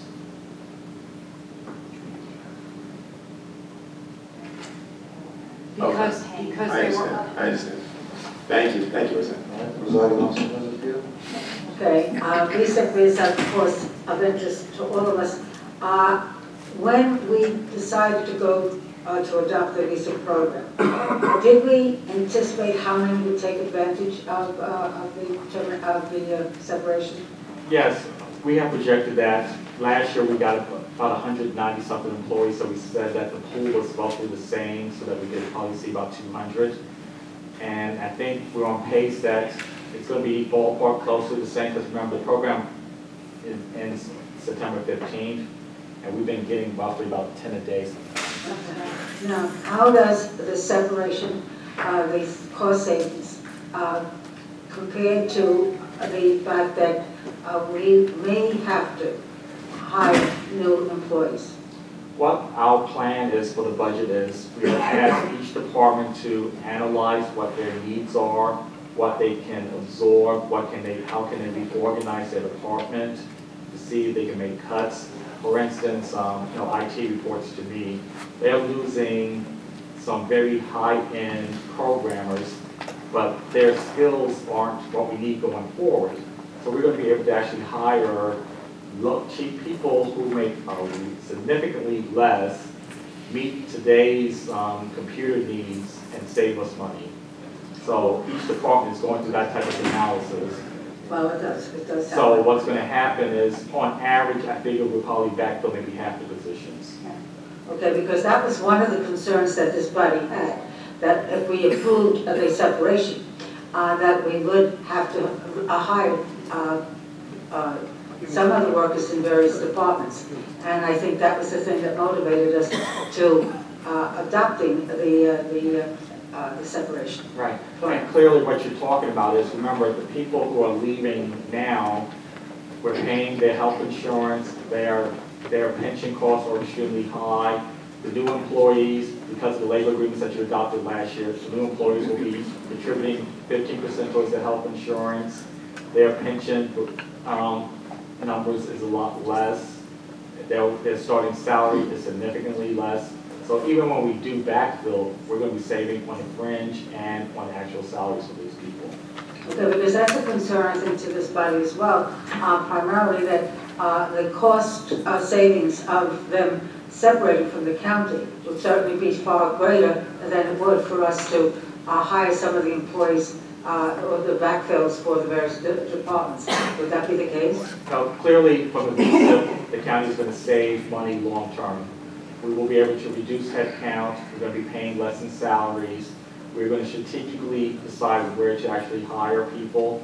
For instance, as you know, with the crossing guards that are on payroll right now, most of them receive benefits. The new ones, they're part-time, they're true part-timers with no benefits, less hours. We're going to save money for every one of those that leave. In terms of other areas where it impacts public safety, obviously we know that we do have to backfill those positions. But if you're replacing, let's say, someone who makes $85,000 with someone who makes $45,000, you save more than what you said for this year. Okay, if we, let's say we have 200 leaving the county as of September 15th, what percentage do you think we will be rehiring in the different departments? As I stated, long-term, probably 50% of those positions would be filled. How So many 100, would be that? so about 100. All right, and that would certainly save us, continue to save us the projected savings that we hopefully will gain from the separation. That is correct. Okay, thank you very much. I do believe we're done. Thank you, everyone. All right, thank you.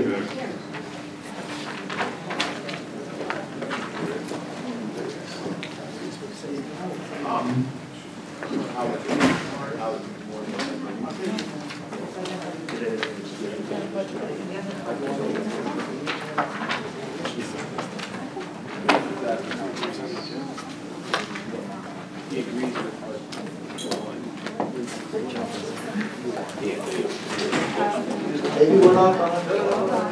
Okay, we're done. Got the 467. No, only they have questions. So you can tell me what you're doing. Lisa's off the hook.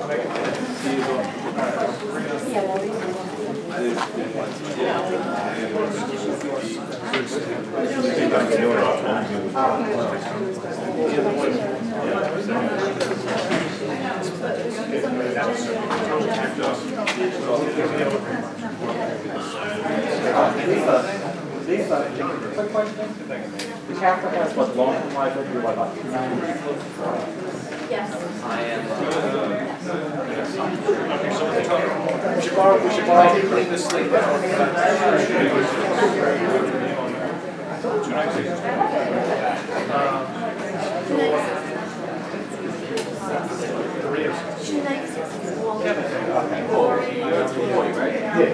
You know that little block that's right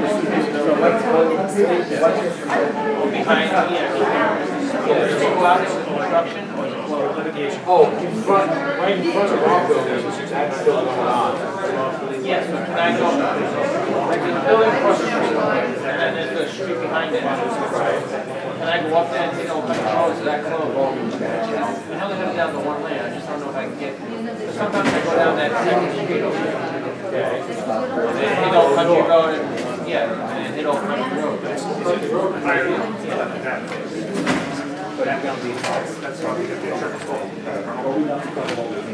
where we are now, building across the street, this is the big intersection. Right here, I see you walk down your parking lot back here. The street that turns on Old Country. Yeah, come on, please, yeah. Is this closed? Is that construction there? No, that's not.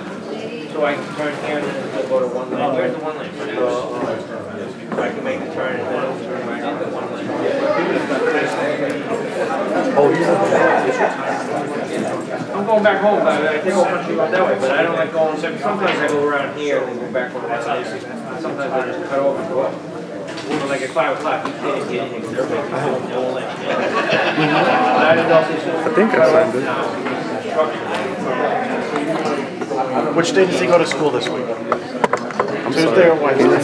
Someone's talking No. I was talking to your son on Facebook.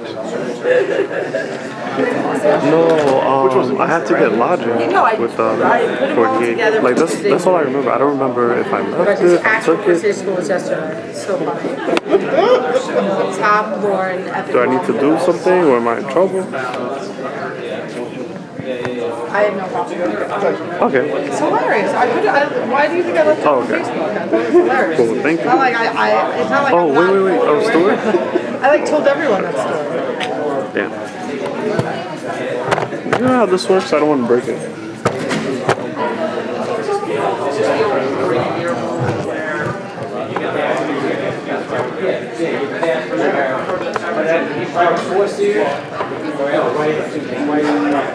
Right after going south, going here, and going that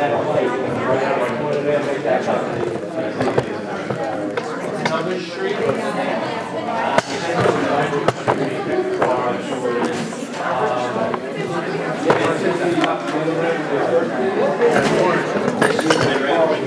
What? They don't.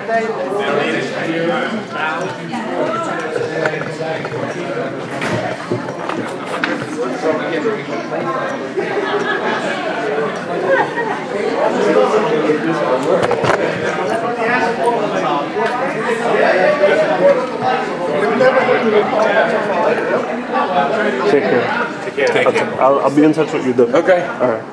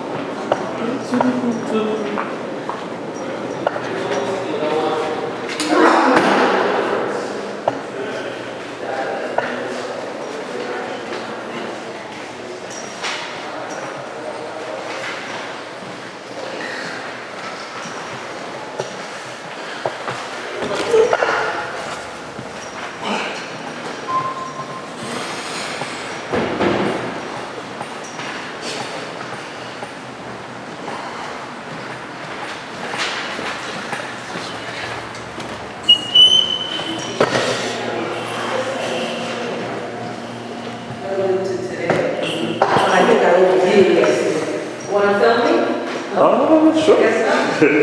I said I can also do it again.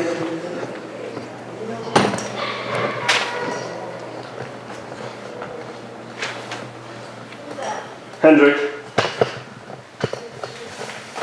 Sorry.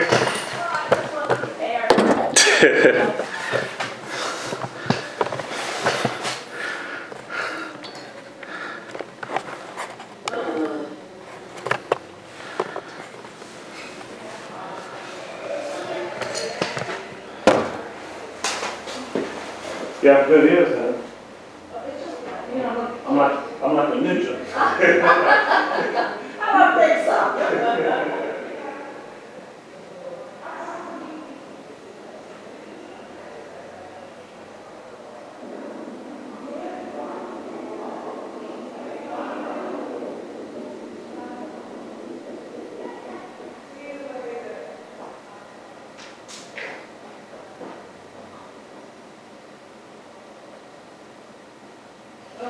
Hi, Sarah.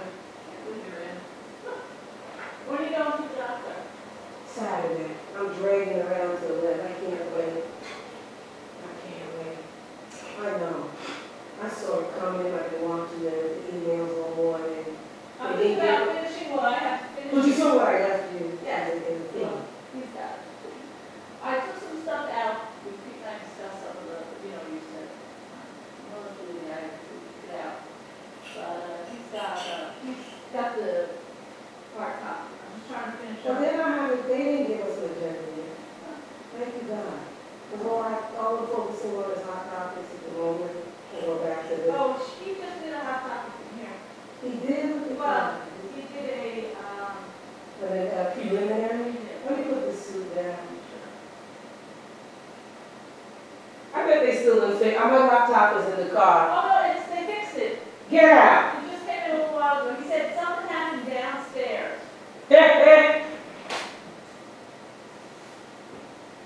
That's always good to know they pull the plug or something. There's a copy coming out of the color copy for you. It's very general, but those are what he wants to talk about.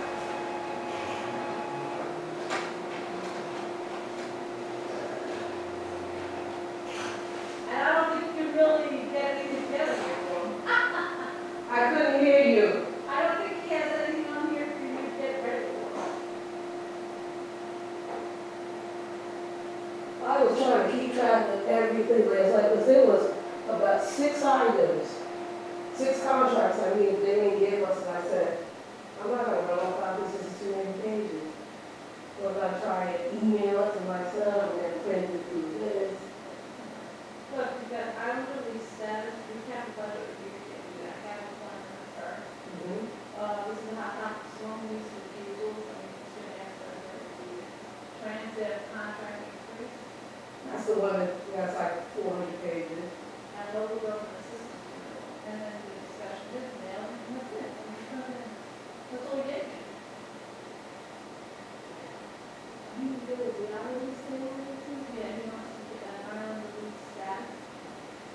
should have parentheses, wine, smooth purchase, and candy. Because I saw something in Gap from student this morning, I was like, that doesn't look too hot for this. I put one of these in there, so you can, I'll show you that. Because I wasn't going to the meeting in the first place because I was waiting to cut for if something came down. But how in the world do they get before? This is not, they gotta change this. This is, And it's allowed easy stuff, so take it easy. Not bad. so it's not, I know there's a few ITs in it. Yeah, But anything else that requires study and meditation? IT, temporary computer services, H2 and Office engineer, my Nothing we saw already. that. This just happened last week. Technology, laws, incident error, in other IT, and construction, professional construction. I think I have 180, that's new this morning. And now what is this guy? This? That's all, so is this my stack? Oh, so you need my stack? I didn't take it apart. Okay. Oh, there was some A's, There's like an A, there's a few B's and there's an A, like the alphabet soup.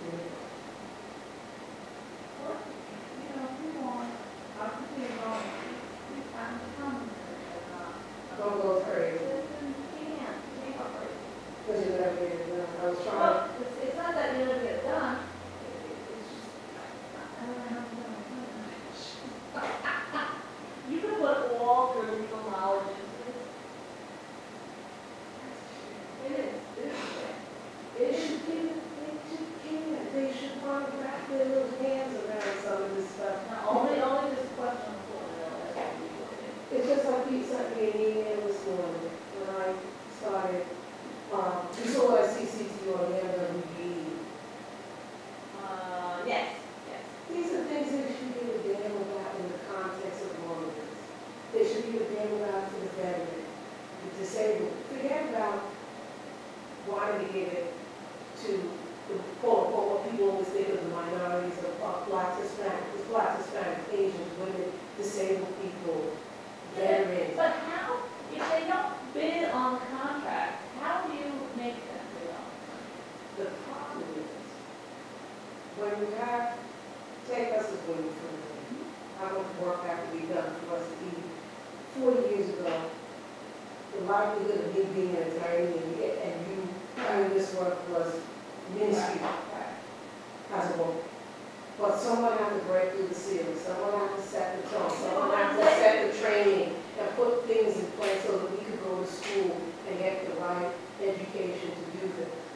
It's the same thing with these guys who are bidding on contract. And your uncles and your aunts, your uncles and your father and your brother-in-law have been in the business. It's a natural progression that is in the family. You're going to be able to make that entry business. There's money.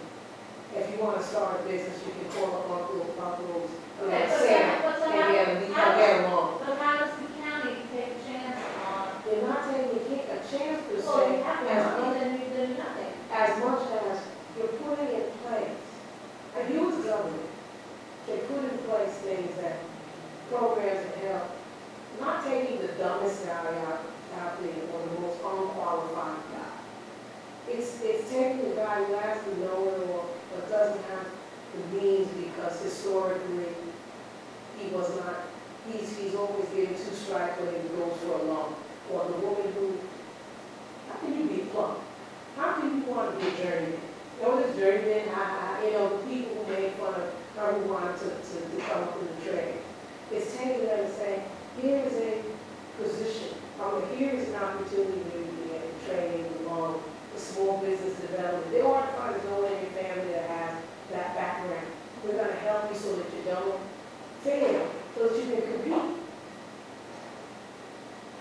And then you're on your own. If you can't bid and get bonded the way the other guys do, and you got all of this opportunity at least to know the pathway to it, then so be it.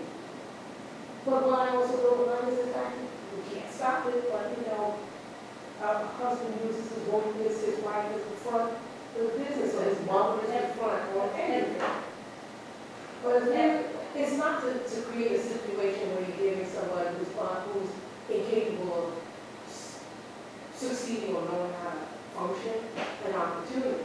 You're leveling the playing field when some guy said 50 years ago, you can't get this job because you don't have the right culture or the right skin color, and you have the capabilities. Now you're giving them the opportunity to get in the race, so to speak. But the character seems to like to keep in the race the powers who keep giving them the that's just as bad. That's even worse than giving somebody who has no skills an opportunity to throw money. That's the game. If you want to get in the game, you gotta know the players and you gotta get in the game. But some people have had a head start for decades. So what? You just start. I don't, you know what? My husband is in, he's a state champ. Oh, he's in, he's not in the union. Oh. Not the union. He does it for friends of the company. They gave him a break 30 years ago. So, and he works on union jobs and whatever else, but. Does he just do Broadway or he does? No, he does MTV in it. Oh, so he's on a grip? No, he does the stage. Okay. But I know what you're saying about your father and your brother. I understand that. But he had nobody, and he did it only because he wanted to do it. I mean, what I'm saying to you is, my son could probably do anything else. Oh, yeah, because he's already no wrong road. Right. But I think if you want to do it, you just gotta. It might take a generation. It might take a generation. Let's take too many generations. Well, you can't. I'm not saying, I'm not here to argue baby people. And I'm not here to argue the affirmative action thing. I don't know how you do it. It's a free contract here. It's black and white. You have the money to do this contract, or you don't. Is that not how it goes? I mean, how are we supposed to say, oh, we know you don't know how to do it, come, this company will help you compete. That's the case. I don't want to see people who can't compete, but I want to see people who have the skills, but kind of able to get the foot in the door in. I want to see that. Well, and they have to go work for these companies and find out what's But if somebody ain't trying not giving them a break, that's the whole point. Is that some people just tell you something. You really might have to go back to workers. You're not going to get it done. This is already a heated, a boilerplate already. You're not going to crack that boilerplate. I'll just tell you. I understand exactly what you're saying. I do understand it. It's just that by the time it gets to this point, they ain't doing nothing. It's done. No, it's not. But it's, when they're over there discussing, they can discuss it in that form. I know you can't fight it after the deal. Well, you can, after the deal's been. Trust me, it is easier to do cushy corporate stuff. Oh, God. They're my daughter again. They want her back. I don't want her. To win. She does a lot. I thought she works in insurance company. She Yeah. has a cyber insurance company. And there's a couple of law firms that she works with, and they're trying to like date her to come work with her. All right, what's the bonus and what's the benefit scheme? She has a wonderful job right now. They give her whatever she wants. I said to her, it only took her a couple of years, only a couple of years, 4 years, to get to the point where she was going to be problems. You know what I mean? But, you know, going to the corporate world, it's like she gets in for 9 and she's down at 5. She might have to fly around the country a couple of times, but that's all right. She doesn't for corporate world. She said she'll be there from 8 o'clock in the morning till 12 o'clock at night. She said, I don't know. There was one time when we had crucial deadline, and I was there 2 in the morning. Then I jumped in my car, all the way to and went home, took a shower, got back in my car at 5 o'clock, drove back to Manhattan. And that also? No, it's not worth money. Well, you know, a lot of people that I, even guys, that I'm laughing at them, I'm like, you're pushing 40, or you just hit 40, you ain't married. You have these girlfriends, you get close, and then things deteriorate. You make fantastic amounts of money.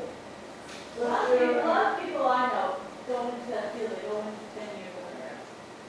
You know? Every time one of them is like, oh, I'm gonna quit. I'm gonna quit eventually. I wanna do something I'm passionate about. Blah, blah. Yeah. It's not when he's gotten up to now where he's special counsel at one of the largest firms in the city. His brother's partner at Paul Weiss, which is outside of scamming, good rock, that's pretty good. And he made a partner before he was 35.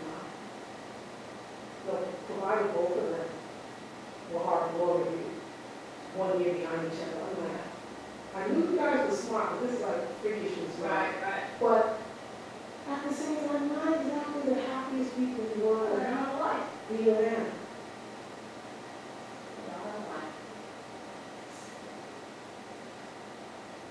I'm going to continue doing what I'm doing. I'm in both sets of numbers right now. And which one are you both sets of numbers? The items and the contract? Yeah. Well, at least we're off the hook of language, right? It wasn't even going to be humanly possible to get all this stuff written up today. So, at least we got another day. Yeah, I'm hoping that they give us And frankly, after this caucus meeting today, these people are going to Tuesday morning when they hold the garden. Kids.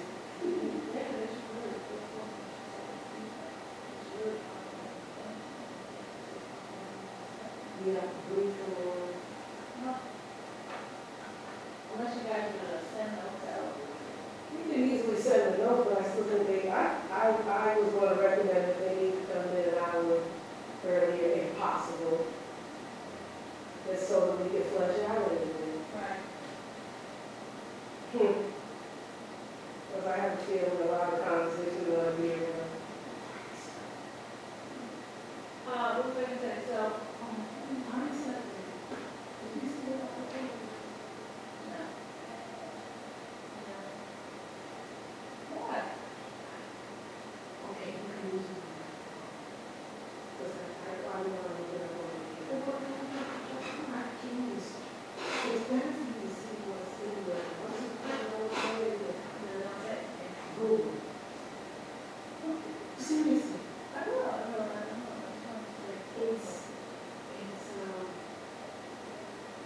It's something that you see on a television show that say this cannot be.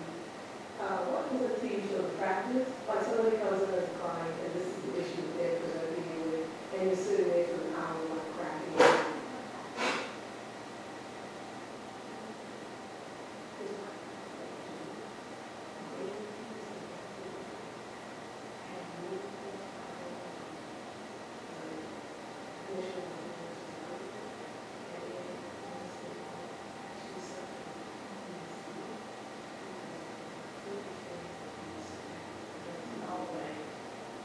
This is the first time I work with them.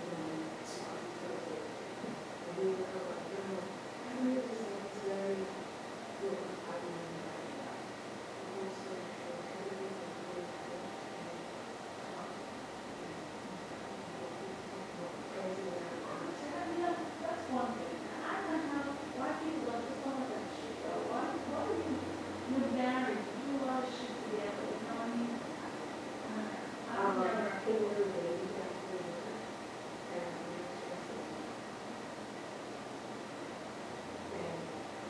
I never knew there was one that existed until I knew what it was like. The mere fact that when I saw the contraction, I knew. So it's something that I'm going to do. Nothing can be Whatever, however she got it. However they. There's somebody there, it's supposed to like. Excuse me, over here. You guys can do it. At least they get out of there.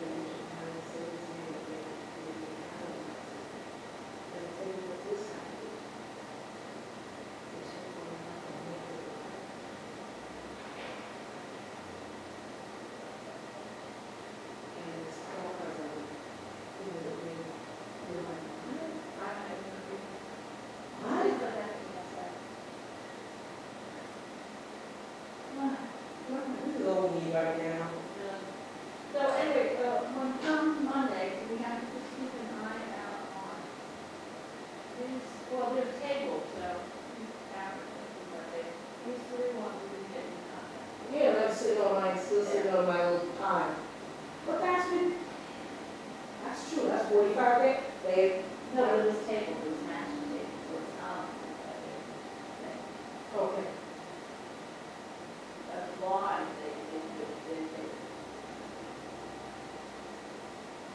At least in paranoid, because. Can we ask for the full when these other ones came up, specifically about, because one of them is MetaWare and. Well, I had asked. Net at work or something like that. I had asked on that.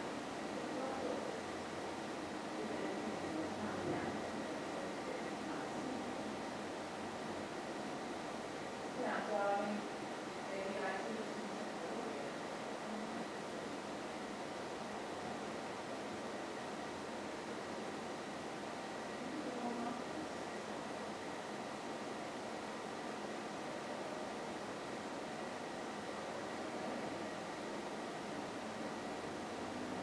Okay, go, do whatever you want to do, and then we can continue to our meetings. I used to like reading the news, it was good to keep abreast of. I love reading that. Love it. Because every now and then you read and say, oh yeah, I know that person, I know that good. Actually, one of the guys that was here, Eric, I found a job. Yeah, I saw a job, a job. Where's he doing, what is he doing now? He was, one worked for the governor. Nice. And he worked for, yeah, he worked for, who was the guy that did that? And stuff like that. That's government office up there. He's the lawyer up there. That's lovely. Albany is one of those towns where when you have a family, it's good. When you come home and you deal with them. Well, he was single when he went up there. But then he's single and He's not, he's married. See? And he just had, some twins. because you got to be with somebody, Albany is a kind of outside the government. It's a slow, I know, I've been up there. and it's kind of a great place. Very, very close. Yay, my computer works after like almost a week.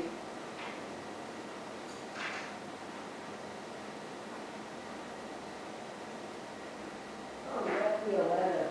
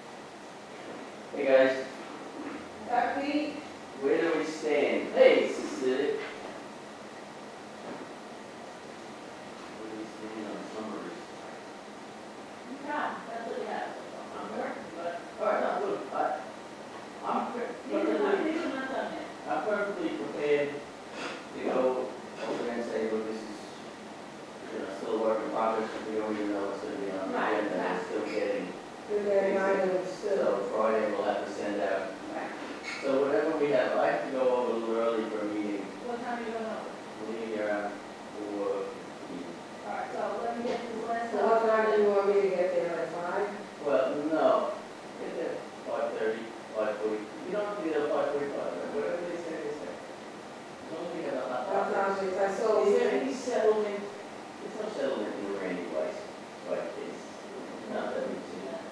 Can you see this from the engineer? I'll look at that. How do you feel? You know, but I'm here. I kind of pushed it a little too hard yesterday. I feel it when I keep saying.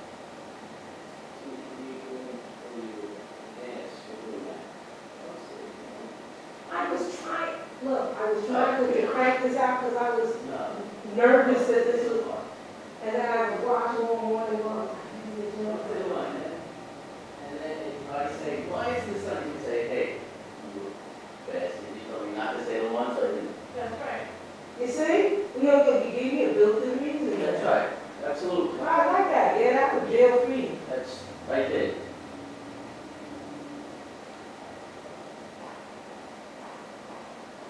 Well, I have enough on my desk before I come back to the separated stuff. Just tell me when you want me to, let me turn this on the print the hot copy. We did, oh, we did a black and white. Yeah, I really want to color. That's true. I think I already can.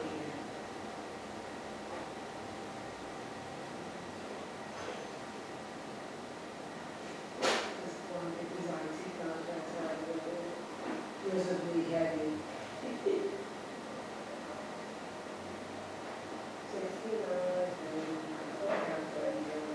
Well, that was another day skipped.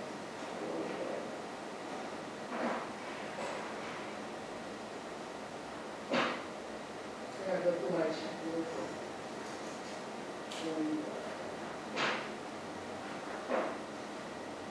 Yeah, this is the skill.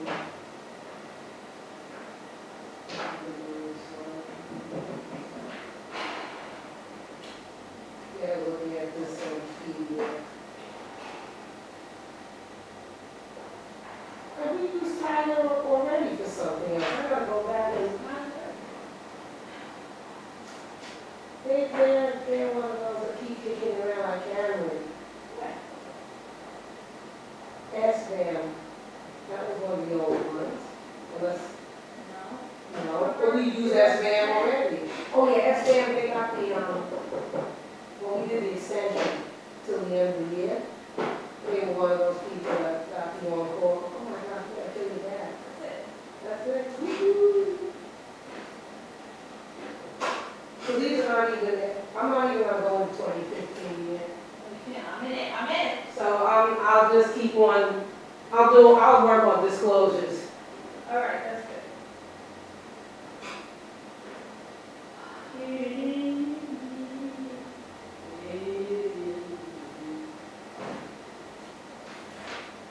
I have so many people. The trees have died.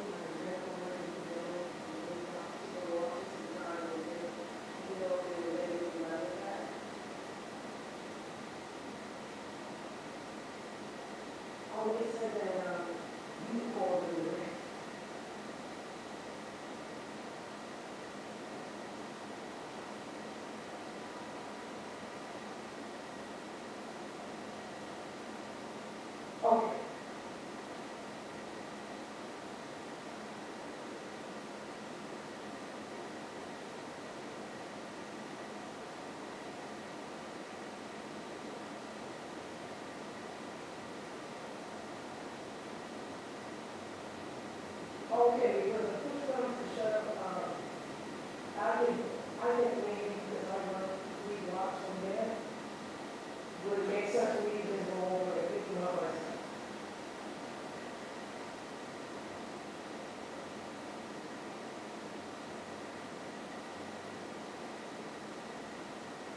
All right, I will try it, probably a little too late this afternoon, do it tomorrow morning.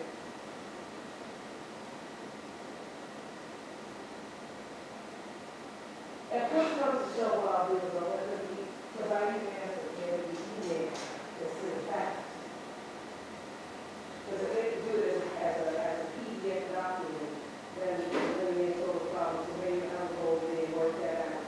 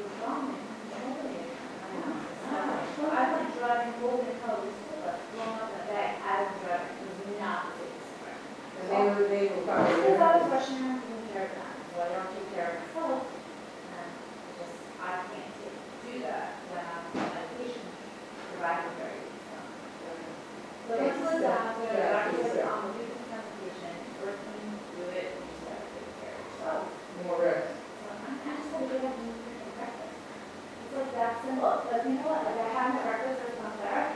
I have toast on the counter, peanut butter, and it's all it takes like this. I was, well, they're high maintenance in the morning. Put on your shoes, do this, do that. It's like non-stop. I have to make them eat. I have to make them eat. It's just like that age. You're just going to stand by the normal, never get to the school bus. And the school, on top of it all, the school bus doesn't even show up less than 2 days. Now it's all right. I was still sick. I'm still not going to mom. So I went to go eat. They were not tuna.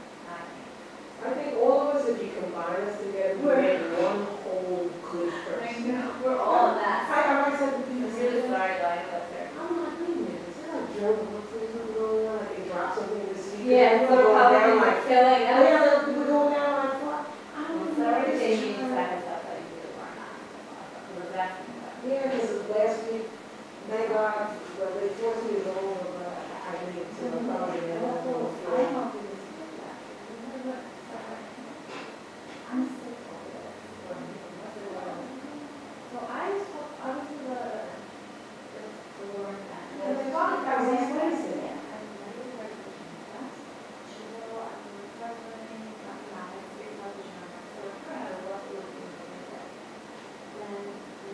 Find out she had to go shift from Tesla. So I was doing Tesla and go to the gym.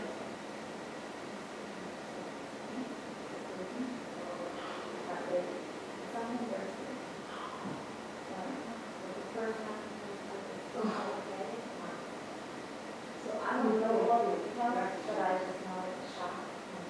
Come on.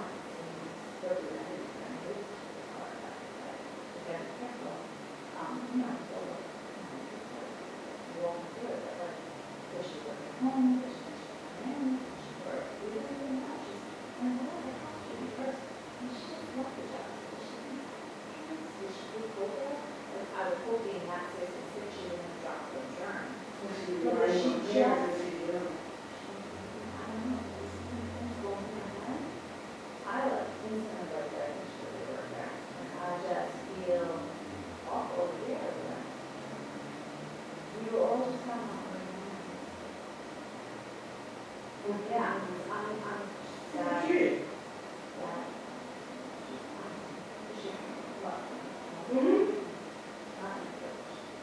It's not just She you got looked kind of pale, but you don't know somebody. Well, she said she was green the other day, you know, like, she had that.